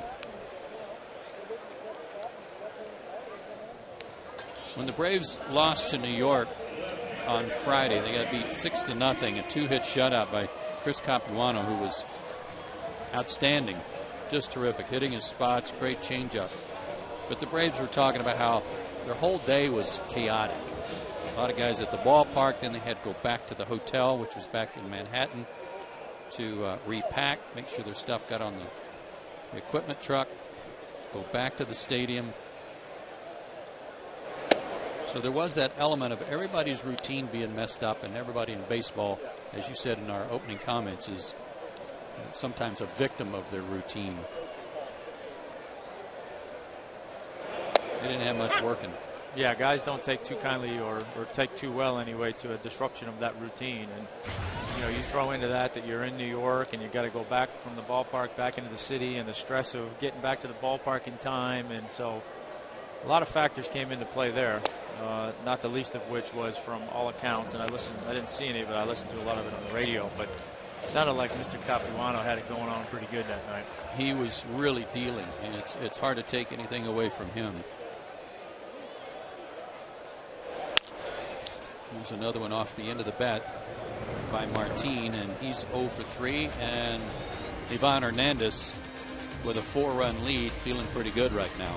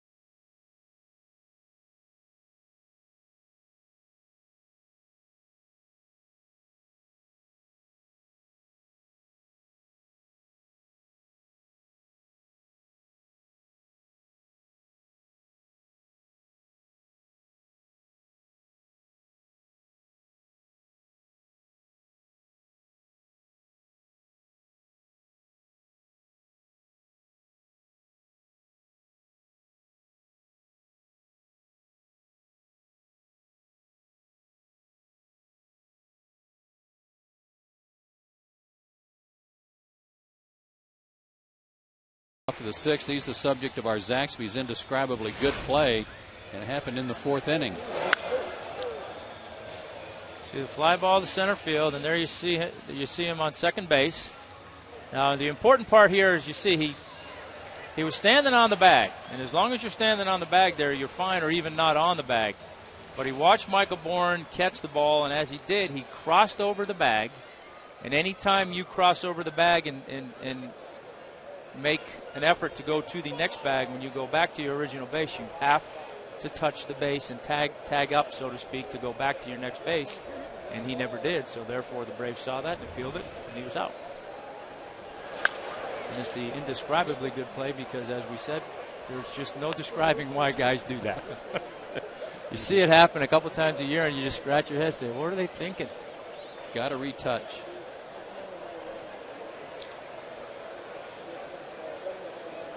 He walked to get on base in the 4th inning. He's also grounded out to Freddie Freeman. So, yeah, I don't know if to clarify, if I didn't, like you said, anytime you go past the bag and are going back to your original base. You have to retouch that base on the way back to your original base. And he didn't do that. He just kind of straddled it and missed it. But he puts a charge in this one to right center, and that one's going to leave the yard too. Way out of here, halfway up the seats. Third home run of the night for Washington off Jair Jurgens, and it's 6-1. Well, we got a couple second basemen in this series with some pop. You won't see too many other matchups where you have second basemen have this many home runs between them, but there's a lot of what the Nationals like about this guy, and there's another breaking ball that just kind of rolled, just kind of stayed there. Not, you know, not bad in terms of being down, but not much break, not much action on it. 19th homer, 59th RBI.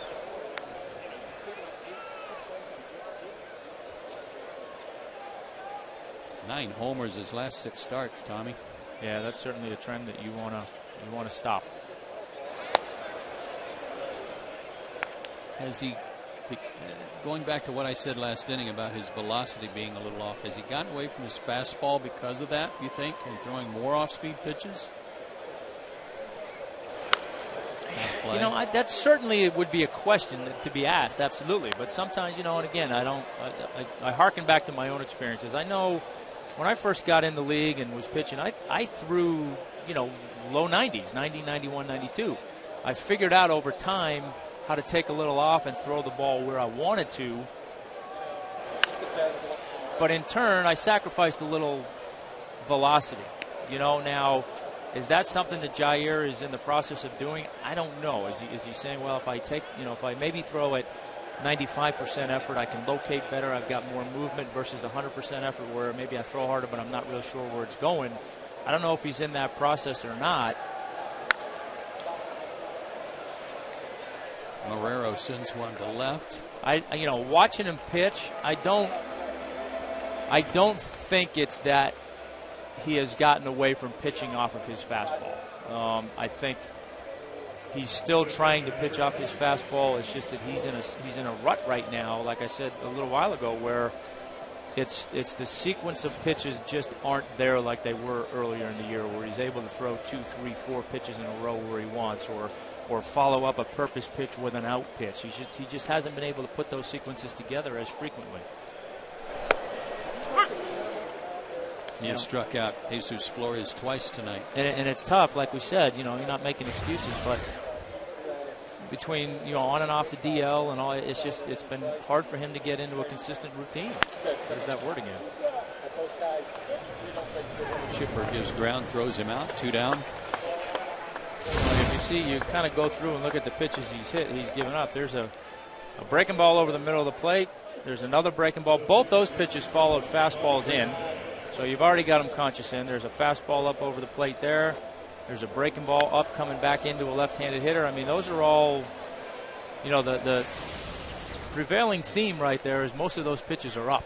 And, you know, I think that's just a getting back to being able to hit your spots, which, you know, it'll come with consistent work in the bullpen, a consistent 5-day rotation. And it also is going to come, too, with a little bit of what I talked about in Chicago, where he's got to forget about what happened the first half of the year and just pitch now. Levan goes the other way and slices it foul.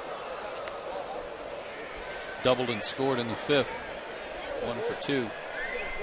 But, you know, there's no question he's not pitching with the kind of confidence he was the first half of the year. And, again, whether it's some injuries or the results haven't been as good, so now there's a little bit of doubt creeping in his mind, so now he's trying to help pitches rather than make pitches. Whatever it is, he's got to get back to making pitches and not trying to avoid mistakes.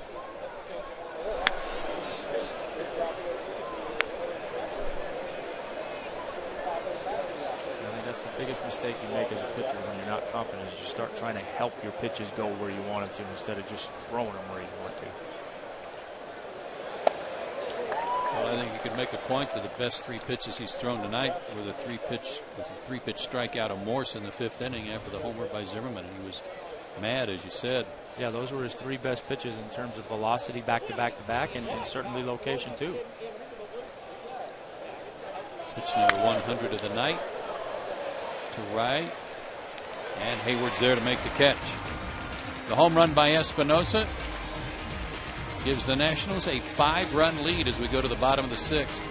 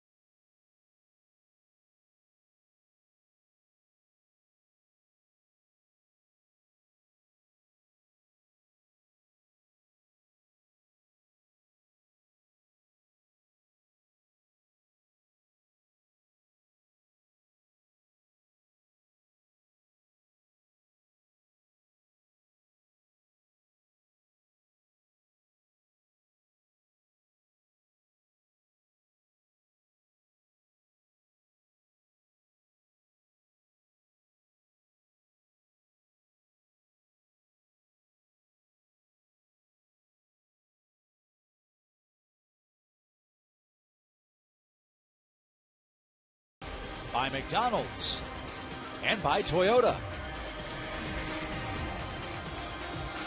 We go to the bottom of the 6th inning. Here's our Academy Sports and Outdoors game summary. What do you see there? I see a lot of red. I learned from you. We got to get rid of those. If I cross anybody's face off, I'm sorry. I don't mean to. But anytime you're in Turner Field and you see that much red in the game time summary, that's not a good thing. No, it's not. How come my coloring on the telestrator didn't come up? What happened? No, it was there. It was there. Oh, it was there. Okay. Yeah. All right, good. Okay. You did a great job on your telestrating. All those W's in the home game? Yeah, not good. Heart of the order for Atlanta, though, to try and get back in this thing. Trailing by 4 with a long way to go. Brian McCann, 2 flyouts tonight. McCann, Ugla, and Chipper due up.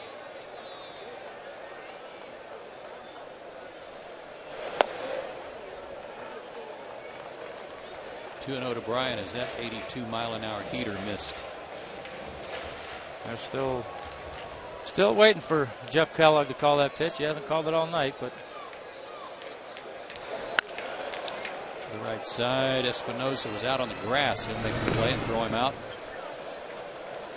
See, that pitch right there is a perfect example of what makes Levant so tough. You go up there, you're thinking off speed, you're thinking stay back, go the other way. He throws something off speed that starts on the outside part of the plate, but then it cuts back into the middle, and you effectively jammed yourself because you're going out there to get something away. His last start against Arizona, he got beat 4-2. Pitched into the 8th inning. Gave up 7 hits, only 1 walk, struck out 5.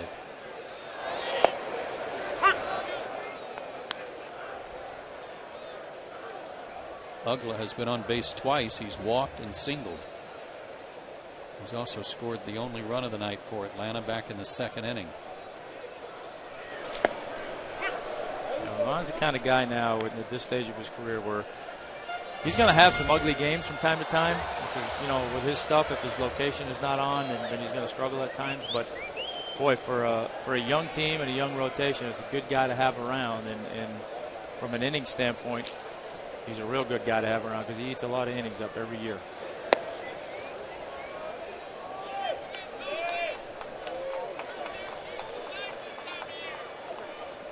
.472 consecutive starts without going on the DL, so it's a guy you can count on in your rotation. That's what makes him so valuable to teams. And he struck out Ugla. 2 out.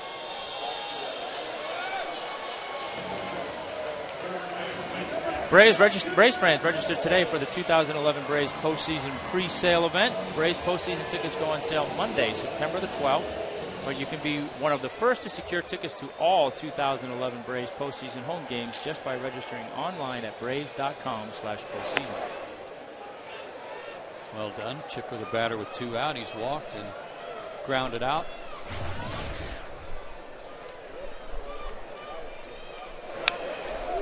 The worst thing that can happen for a guy like Livan, though, is to face a team in back-to-back starts, and that's what happened to him against Philadelphia this month. He beat them on August 12th. He went 6 2/3, gave up 1 unearned run, beat him 4-2, and then his next start they waylaid on him. 4 innings, 7 hits, 4 runs.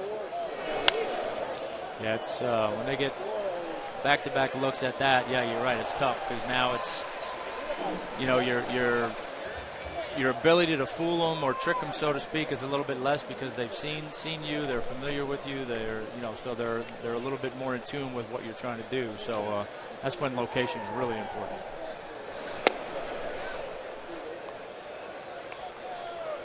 The strikeout of Ugla, his first strikeout of the night. 2-2 to Chipper.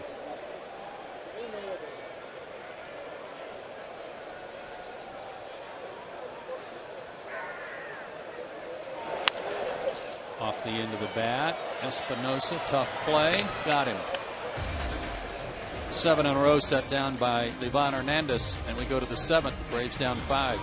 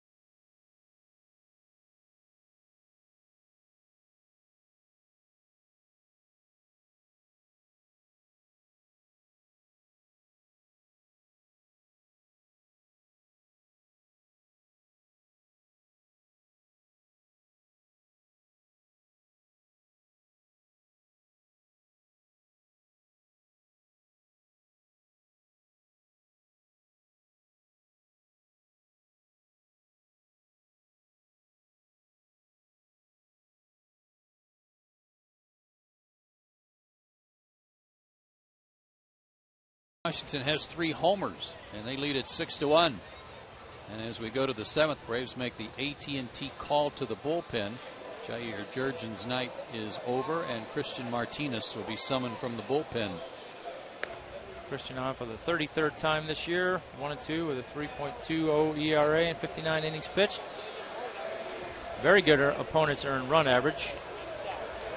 He last pitched on the 25th in Chicago, won an inning, had a strikeout. And he'll face the top of the order, Desmond, Ankiel, and Zimmerman.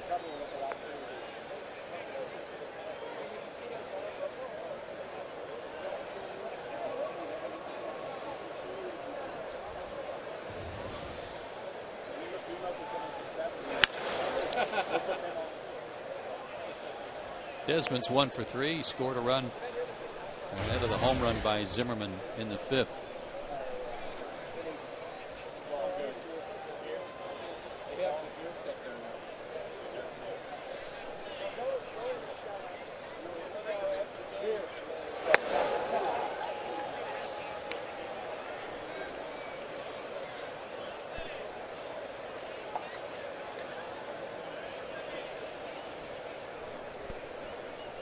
Nationals are 22-31, 9 games under 500 since Davey Johnson took over.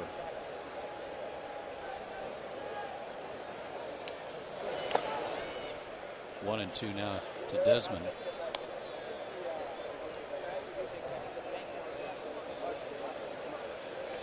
So the record virtually the same as it was when Jim Riggleman was manager. 1 game difference. And Desmond down on strikes. Good start for Christian Martinez.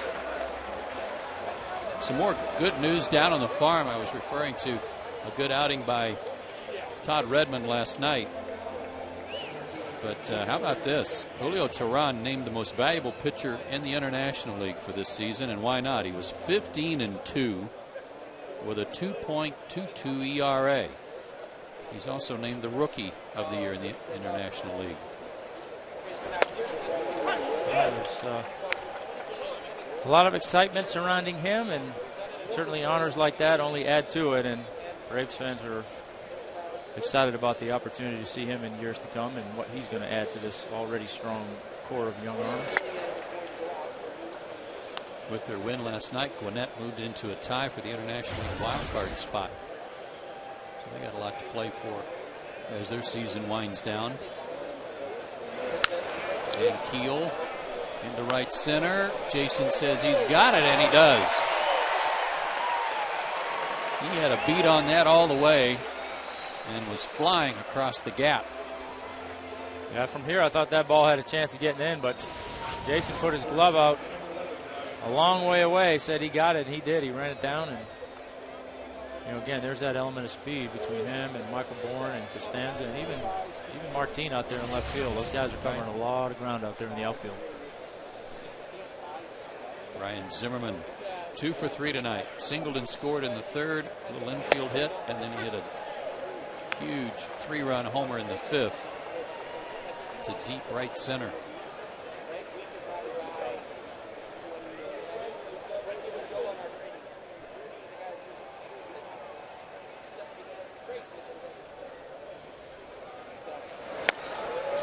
Here's another look at the homer. Yeah, fastball trying to go away, throw it middle, and he drove it in the right center field gap and into the seats.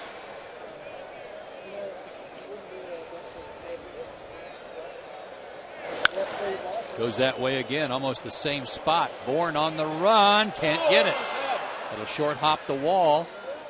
And Zimmerman has his third hit of the night. He's got a single, a double, and a homer. I'll tell you what, you don't see too many right-handed hitters in this ballpark drive the ball in that right center field gap the way he's driven those two balls. You see it a little bit more, it seems, from lefties going to the left center field gap, but these two balls that he's hit right there, I mean, that's picture perfect, not only swing but approach. I mean, we talk about it all the time. Pitches down and away, drive it the other way, and those last two balls, although the home run was a little bit more middle, that pitch was not a bad pitch, and he just drove it into that gap. And Morse with 2 hits tonight, a home run and a double. Struck out his last time up. Well, it shows you what Zimmerman means to this ball club, too. He's been plagued by some injuries the last couple of years. It's cost him a lot of playing time. But he's tough. And now a base hit to center by Morse is going to drive him in and make it a 7-1 game. And Michael Morse has his third RBI of the night.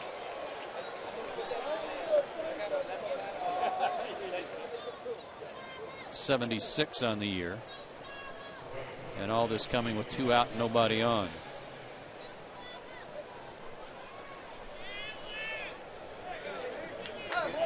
I don't know if Michael Morse will drive in 100 runs. He's at 76 right now, but that's the way you are able to accumulate 100 over the course of a season, is pick up those RBIs with 2 out. Oh my. Lance Nix, 9-1.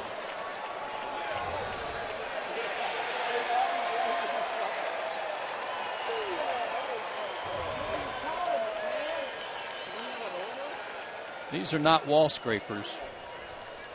No, these are I guess as a pitcher, if you've got to give them up, these are the ones you want to give up because there's no doubt about it. The only question is how far they're going to go. But this is one of those nights where I guess the silver lining is you're just glad to be back on the field and getting the kinks out and move on from here. Of course, not that you're giving up on this game, but 16th homer for Lance Nix. And that's now a career high for him.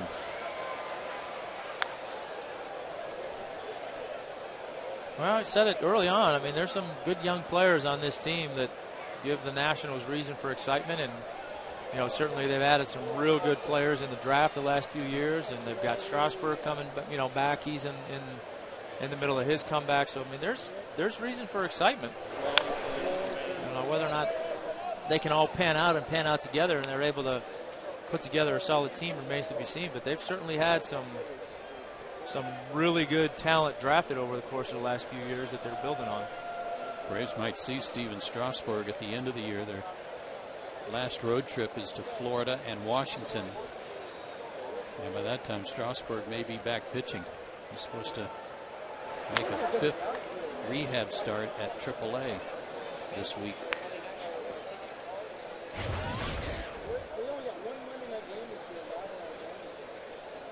Which, I mean, I'm kind of, and I'm not,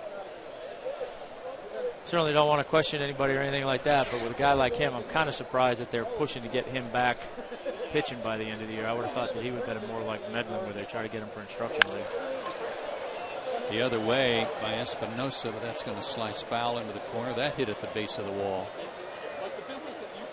He's homered tonight. 1 for 2 with a walk.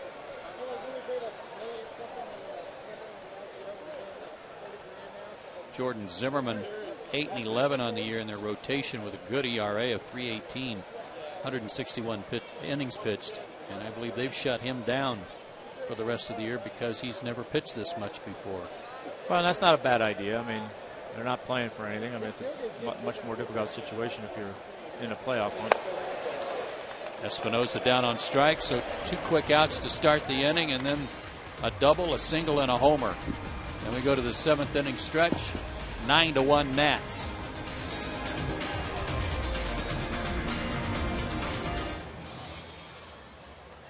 Yeah.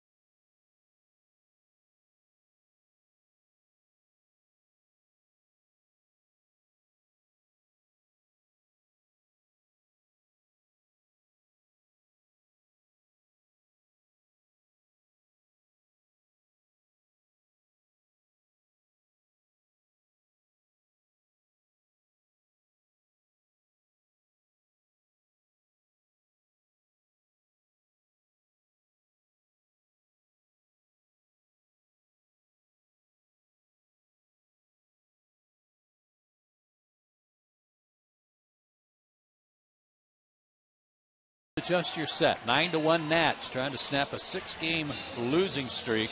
They've come to town with their hitting shoes on tonight. They've hit 4 homers. Yeah, it's been a little bit of a power display here tonight. Braves, as we talked about going in the open, about 3 days off this time of year, what it would do. I think clearly there's been a little bit of rust out there tonight, but they also have run up against a little bit of a buzzsaw tonight. And Ivan Hernandez with an 8-run lead, looking for his 174th career win. against 175 losses.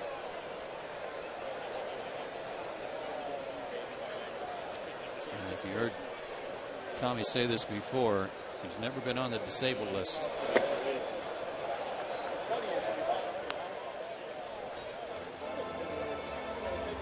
Derek Lowe also has that distinction.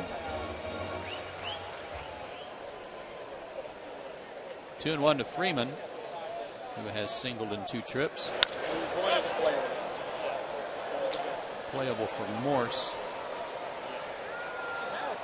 And he's got it. 1 out.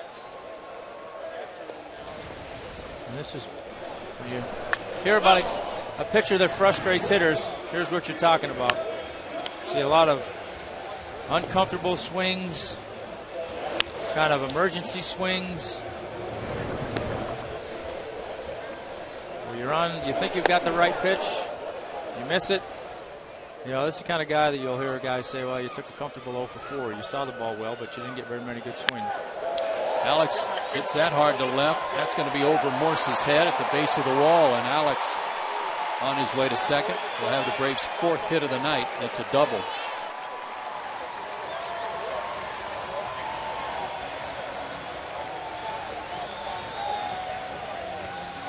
Alex has been patient up there all night long, but this at bat, he came up, ambushed Levon on that one. Looked like a changeup that kind of ran back over the plate and drove it over Morse's head for a double.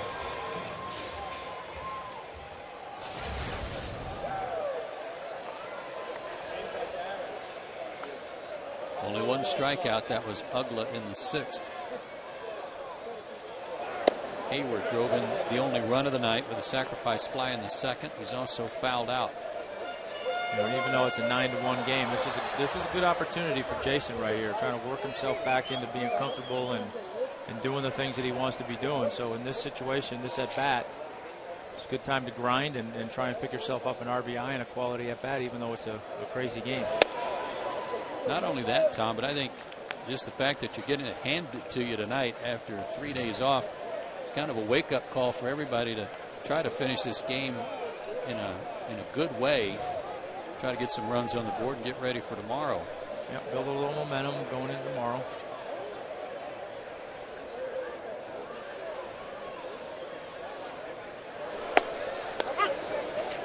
Taken all the way. There's a strike. 2-1.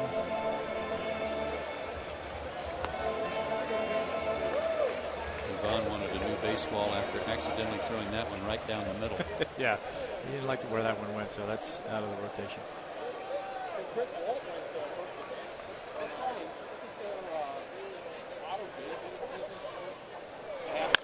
Hard hit into right field. Alex is going to be waved home. And Lance Nix with an 8-run lead is going to let him score.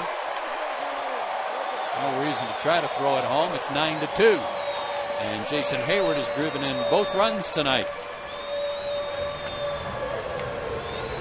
Good at bat right there. Went up, got a pitch out over the plate. Drove it into the hole between first and second. Picked up an RBI, his 2nd of the night. And just another thing for him to continue to try and build on. Good night for Hayward. And Eric Hinsky will pinch hit for Martinez.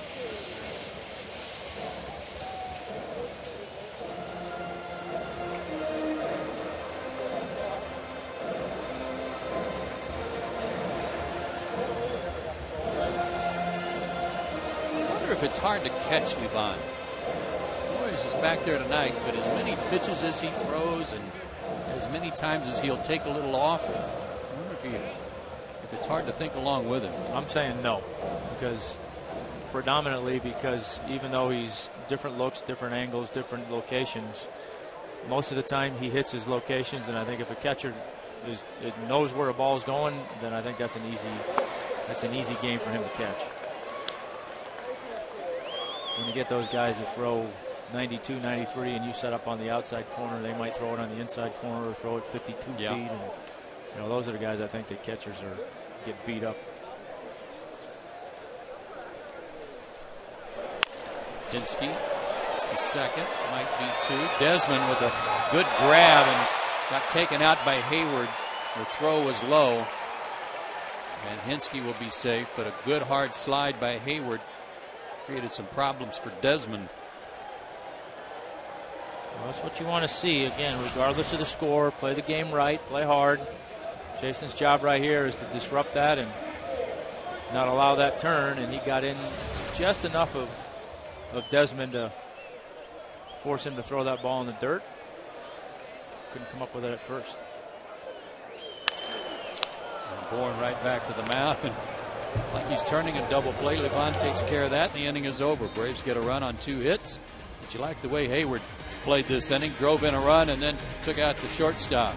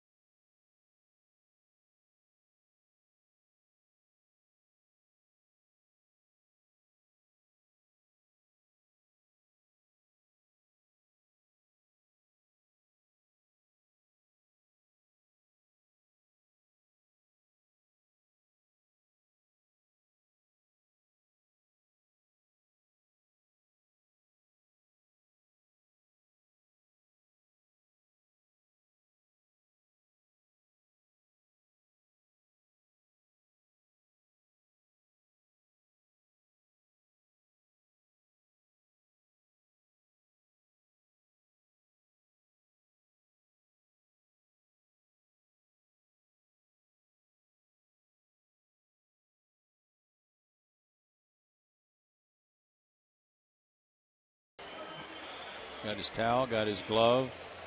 I'd say yes. 7 strong innings and a ton of runs to work with. They're patting him on the back, but he's patting them on the back too. Thank you for all the runs. Braves make the AT call to the bullpen once more, and Arodys Vizcaíno will come on. And he makes his 9th appearance. Time for the 9th time, 1-0, 1.86 ERA, and 9 2/3 innings pitched. He also last pitched on the 25th in Chicago. Got in 3 of the 4 of those games there, and last time out, 1 inning. Nothing across the board, and throwing the ball well. Been very impressed by him and his demeanor out there, and certainly his stuff that he brings out there. Yeah, I like watching him pitch too.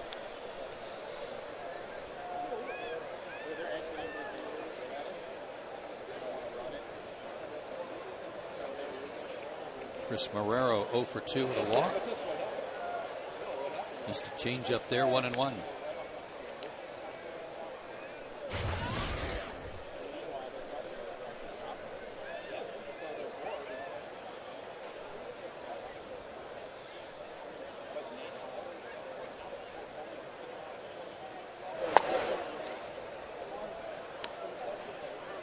'96 just missed the corner.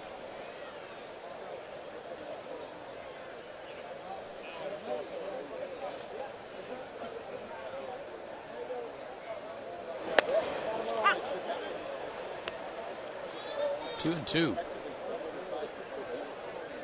Got a little bit of a different batting stance. Shoulder, or bat on the shoulder, and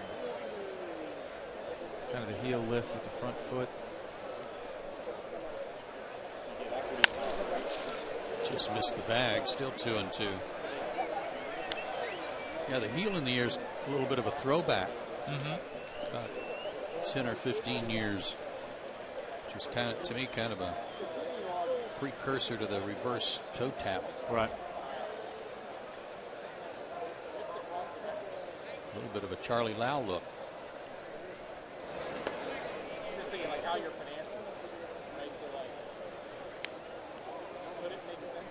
Delta Airlines is a proud sponsor of the Atlanta Braves. And we thank them for getting us out of New York safely. Amen to that.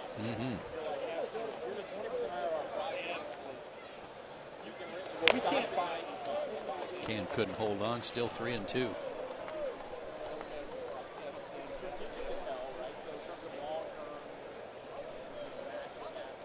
I mean, with that hurricane and the damage it did in the places they expected it to happen, the poor people in Vermont, man, oh man, have they taken a beating. Yeah, a lot of rain. Out of play. They've gotten so much rain up there already this summer that just didn't have anywhere for it to go.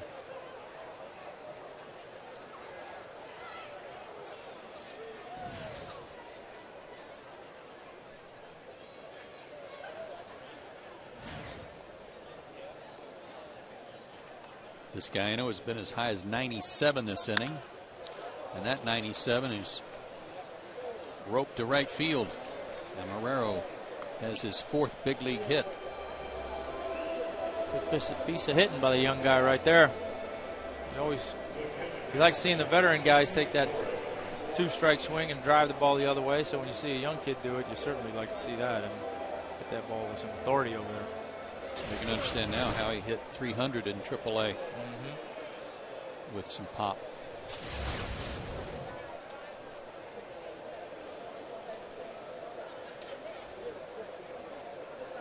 Jesus Flores 0 for 3. He's fanned twice. But he puts it rope down the line on this one, and it hooks foul into the bullpen. Woo. They've already hit 4 homers that have accounted for 8 of their 9 runs.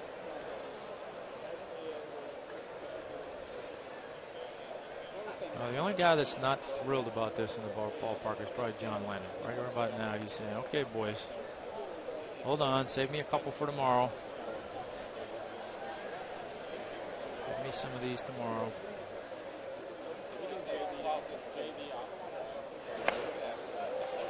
Oh, and 2 to Flores.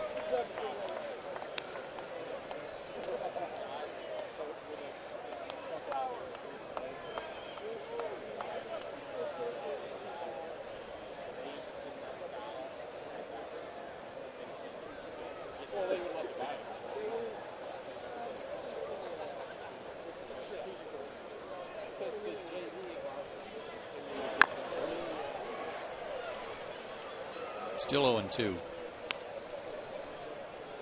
Phillies are shutting out Cincinnati at Great American Ballpark. After 7, it's 8-0 Philadelphia.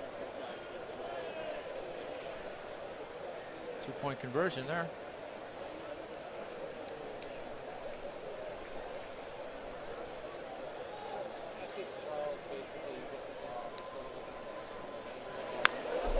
Right in on his thumbs, but he got a piece of it.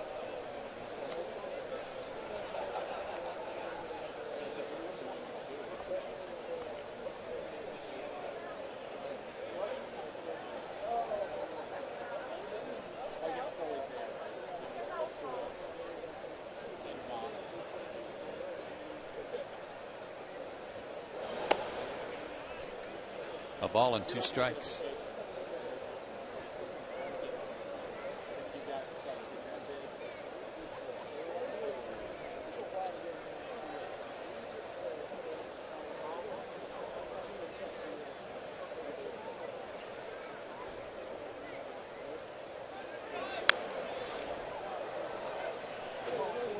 So far, the Nationals able to fight off some pitches from this guy, you know. Resulted in a good at-bat base hit by Marrero. Yeah, he hasn't quite been able to make that put-away breaking ball pitch right here. He's missed on one with a ball, hung that one that he fouled off. There it is. A little softer curveball there. Yeah, that might have been a little bit more of a hanger than the hitter wants to swing at. It's almost like one of those ones that's a little bit higher than high.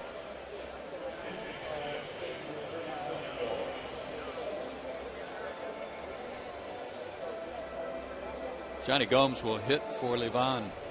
They got him from the Reds just before the trading deadline.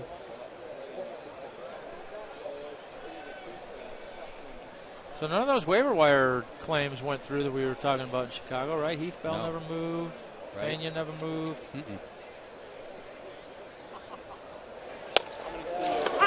Kelly Johnson did. Kelly Johnson did.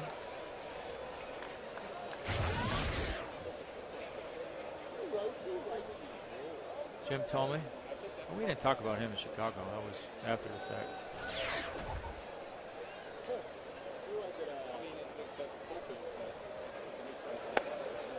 You ever watch bull riding, Tom? By accident, yes. Okay. Well, next time you watch bull riding and the guy's not wearing a helmet, he's wearing a hat. See if he's not like Johnny Gomes here, working his hat over. You know, like just before he tells him to open the chute.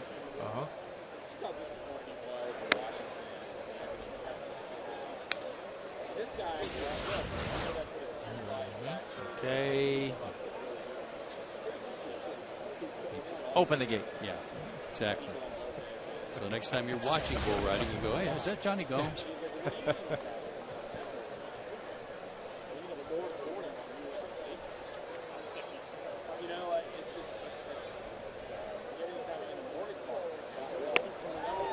Two and two. I'm always wondering if he's ever caught in between, like with the bill of the helmet down over his eyes and doesn't realize the pitcher's like in his stretch already. That might be something for the teams to go over in their scouting reports, and when you see him doing it, just boom, slice that quick pitch.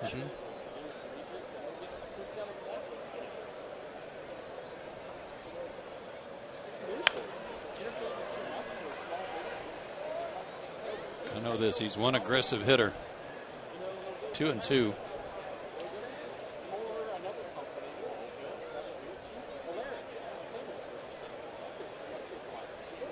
$14 homers, 41 RBIs, with just a .211 average.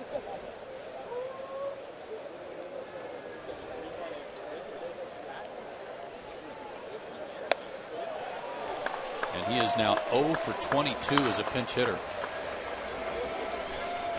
Here's the scores around the National League. Told you about the Phillies beating up on the Reds. 8-0. Ibanez, Howard, and Pence have all homered at Great American Ballpark. Marlins shutting out the Mets. Javi Vasquez hadn't given up a homer tonight. No home runs in that one. Cardinals on top of the Brewers in Milwaukee. That's news. The other games out west. Brewers have just made a shambles of the Central Division. Desmond takes a strike. Milwaukee entered play tonight with a 10.5 game lead over St. Louis. And they are 50-16 at home. Yeah, certainly not a team that anybody's going to be looking forward to playing in the postseason.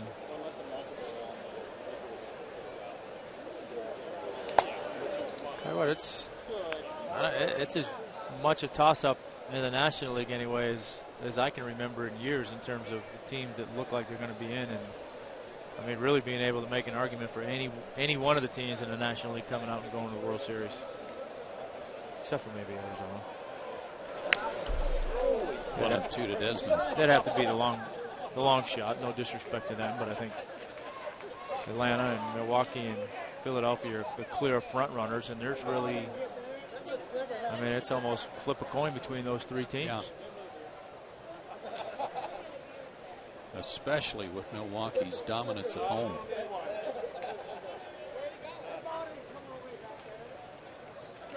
One and two to Desmond. And his reflexes are so bad. He couldn't hit them that and then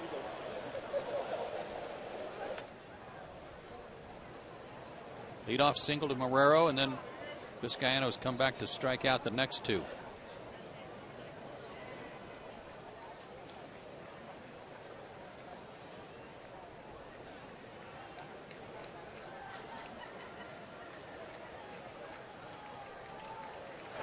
And he strikes out the side. Good job by Vizcaino after the leadoff single. We go to the bottom of the 8th. Prado, McCann, and Uggla due up.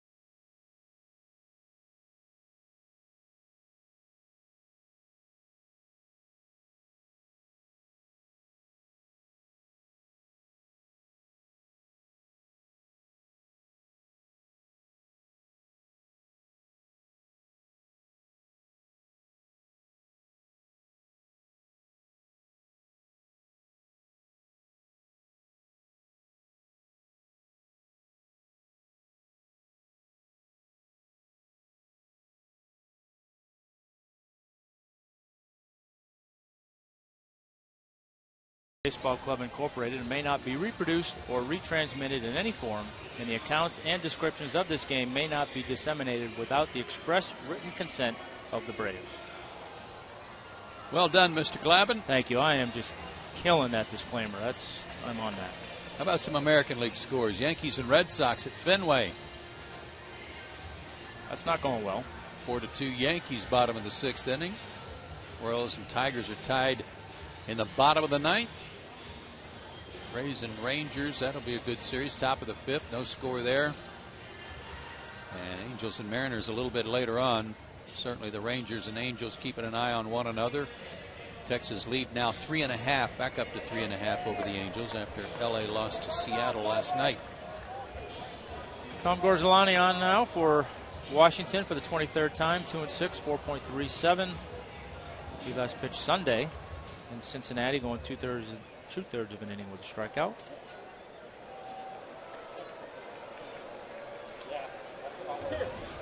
Former Pirate, former starter. A couple starters now. They're him and Zach Duke that have gone on to other teams and other roles.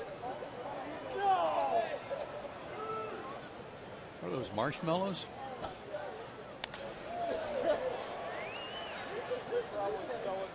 Yeah, that or he rode his boat here, and he's afraid if he loses his keys, he doesn't want him to sink.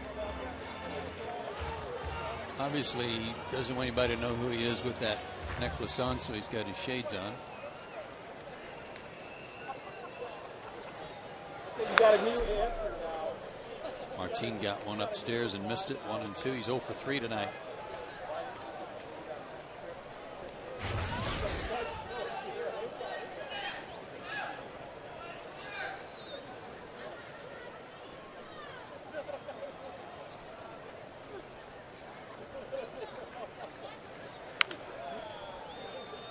Down the line, long run for Nix, and good hustle, but out of his reach.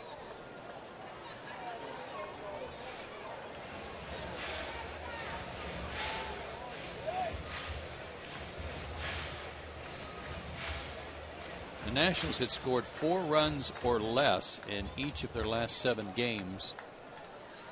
They have 9 tonight.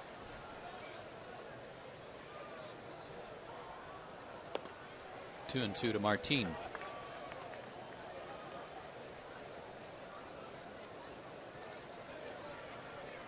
Ryan Zimmerman with a big 3-run homer. 1 of 4 hit by the Nats tonight.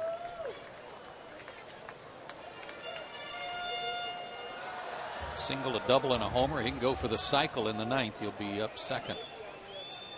Needs a triple. Well, if he hits one in the gap, he's not stopping. Yeah, just run until they tag you. Keep going.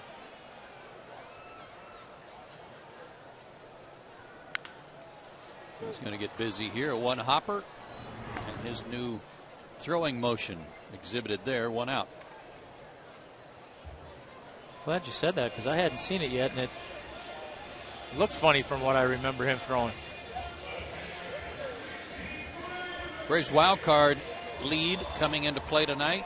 9 games over the Giants, 9.5 over St. Louis.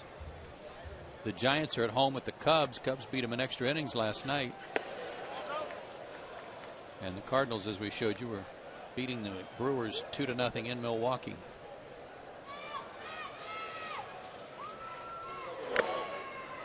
Brian McCann 0 for 3.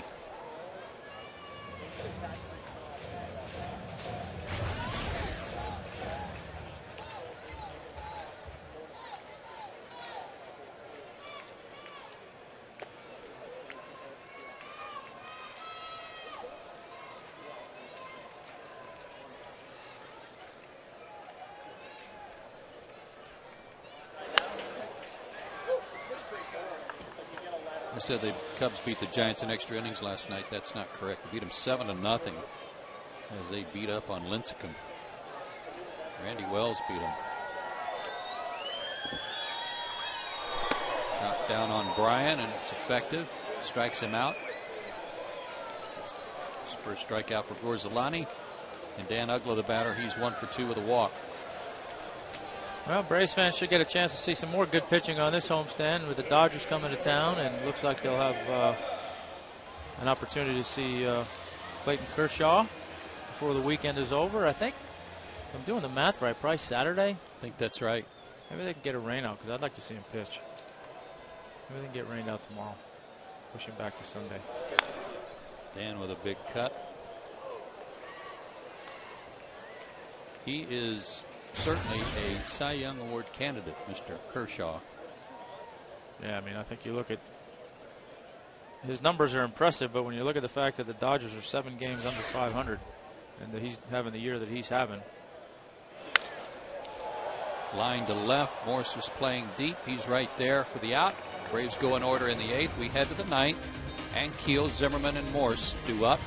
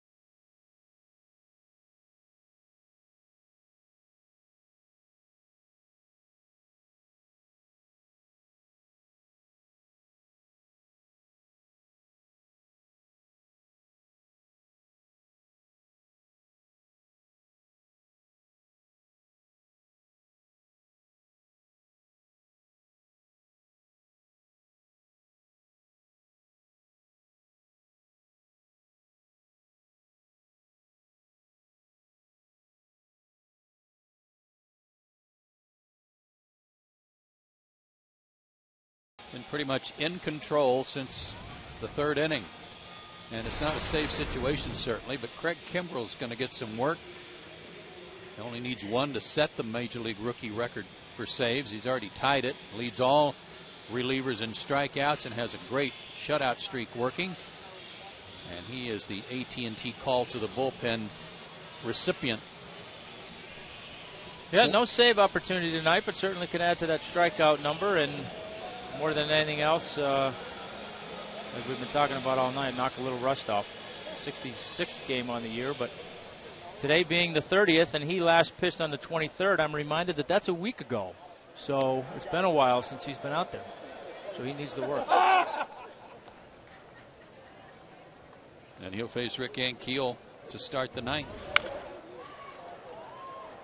And he fouls off the first pitch. Not loose yet. I only threw that one 96. So with the week off, it might take him a little bit to get into it. I wouldn't be surprised to see one at 101 tonight. Good chance. Might go to the backstop, but good chance. Another one at 96. Taking a little bit off at location. And Rick likes the fastball, but this would be a good time if he can elevate one. You've said before that you're not a big fan of that, but he'll chase up there. Well, if you can throw it up there at 96, as long as it's above the hands. I like that right there. Change the eye level. Maybe follow that up with a slider in the dirt.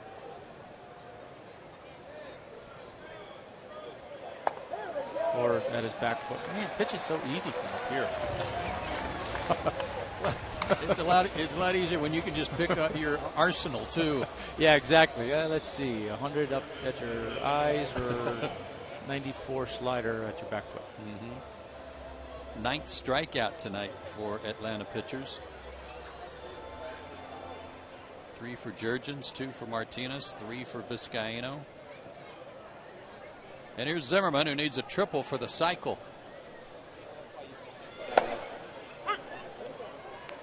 As well as he's swinging the bat and as hard as Kimbrel's throwing, I don't think he could hit a ball soft enough, honestly, to get a triple. I really don't. I think with these two guys providing the power, if he does connect on one, it's going to get to the wall in a hurry. You don't think he could hit one a little late, slicing down the right field line? Perhaps, but I don't like his chances. I don't either. And he certainly didn't want any part of that slider in the count 1-2. No, that was a half-hearted swing. He might have had a chance to pitching wedge that one down the right field line, but he was within a good 2 feet of making contact.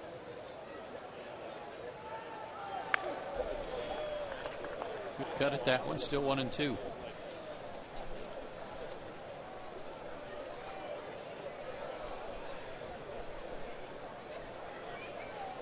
You ever get an attendance figure? I took the under on 20,000.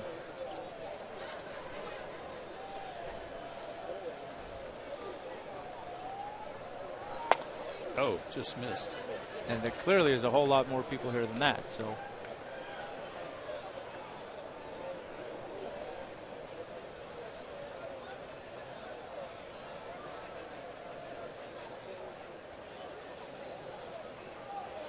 got him.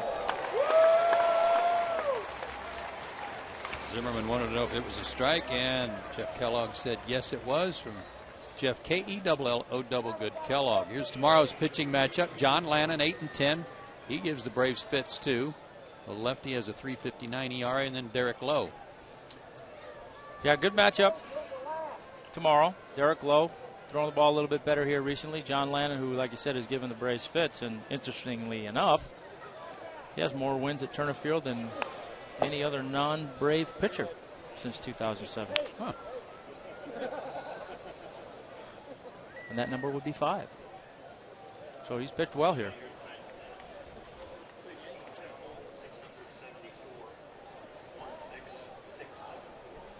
Michael Morse has had a good night. 3 hits for him. He's got a single, double, and a homer. He needs a triple for the cycle. He's driven in 3, just like Zimmerman. It's got an interesting little whatever that. Yeah, we were trying to figure out what that was in Washington earlier in the month. But whatever it is, he better stick with it.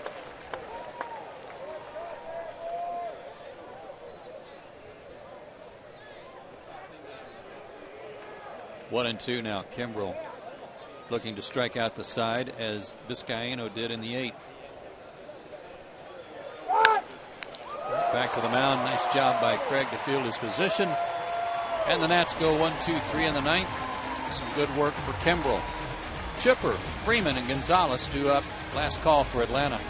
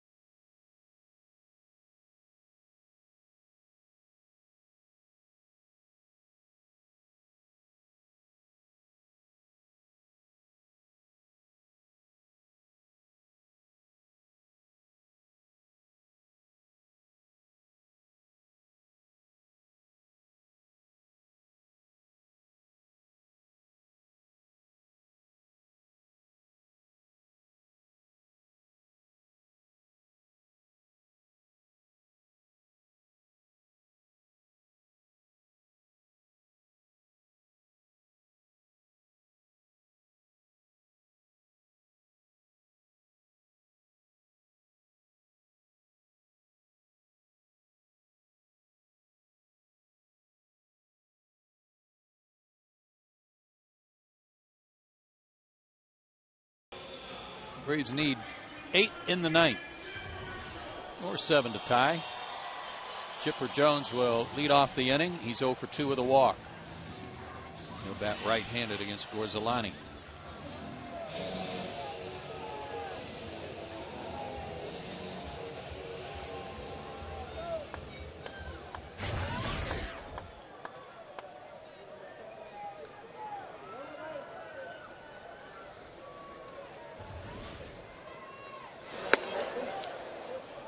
Chipper was going to try to ambush one, but Gorzelani didn't cooperate. Yeah, after seeing Levon, that pitch probably looked like a Craig Kimbrell fastball. 0-2.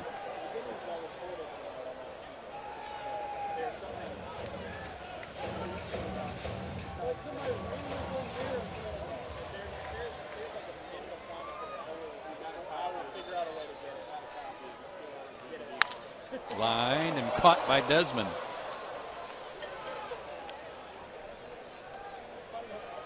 Catching that one either in self-defense or because it might have been knuckling a little bit. Yeah, whatever it was, he wasn't very comfortable and hung with it. Chipper smoked that ball.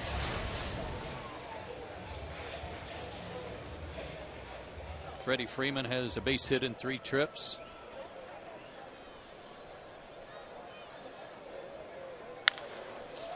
He goes after the first pitch and lifts one down the line. Long run for Morse. He runs out of room. What a year for Morse. They got him from Seattle for Ryan Langerhans straight up. Came into the game tonight 6th in the league in hitting.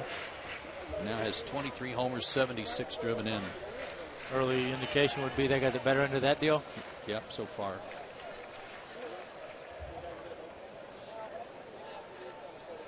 Ryan Langerhans now in the Diamondback organization.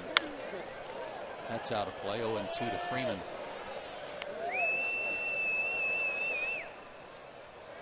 Well, you hear people say it all the time. Sometimes a change of scenery does a guy good, and clearly it's done him some good over here in Washington.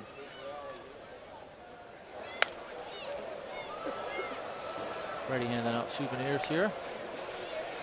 Well, one of the things I know that the Nationals were going to try to do this year was to see what Morse could do with 500 at bats, because he had been able to produce with spotty play and spot starts.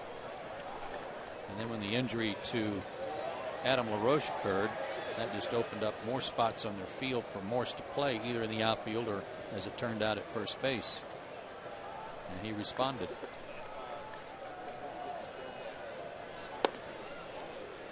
Yeah, he's made the most of the opportunity, that's for sure.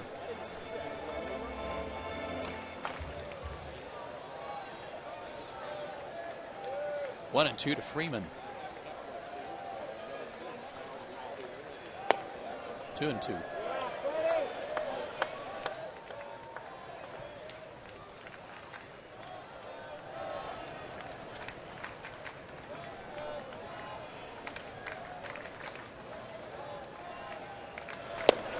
Struck him out. Second strikeout for Gorzelani. And Alex Gonzalez, 1 for 2 tonight. Doubled and scored in the 7th. Walked in the 4th.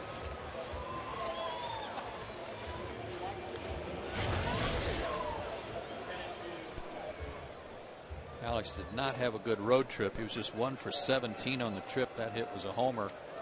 So he's off to a better start here on the homestand.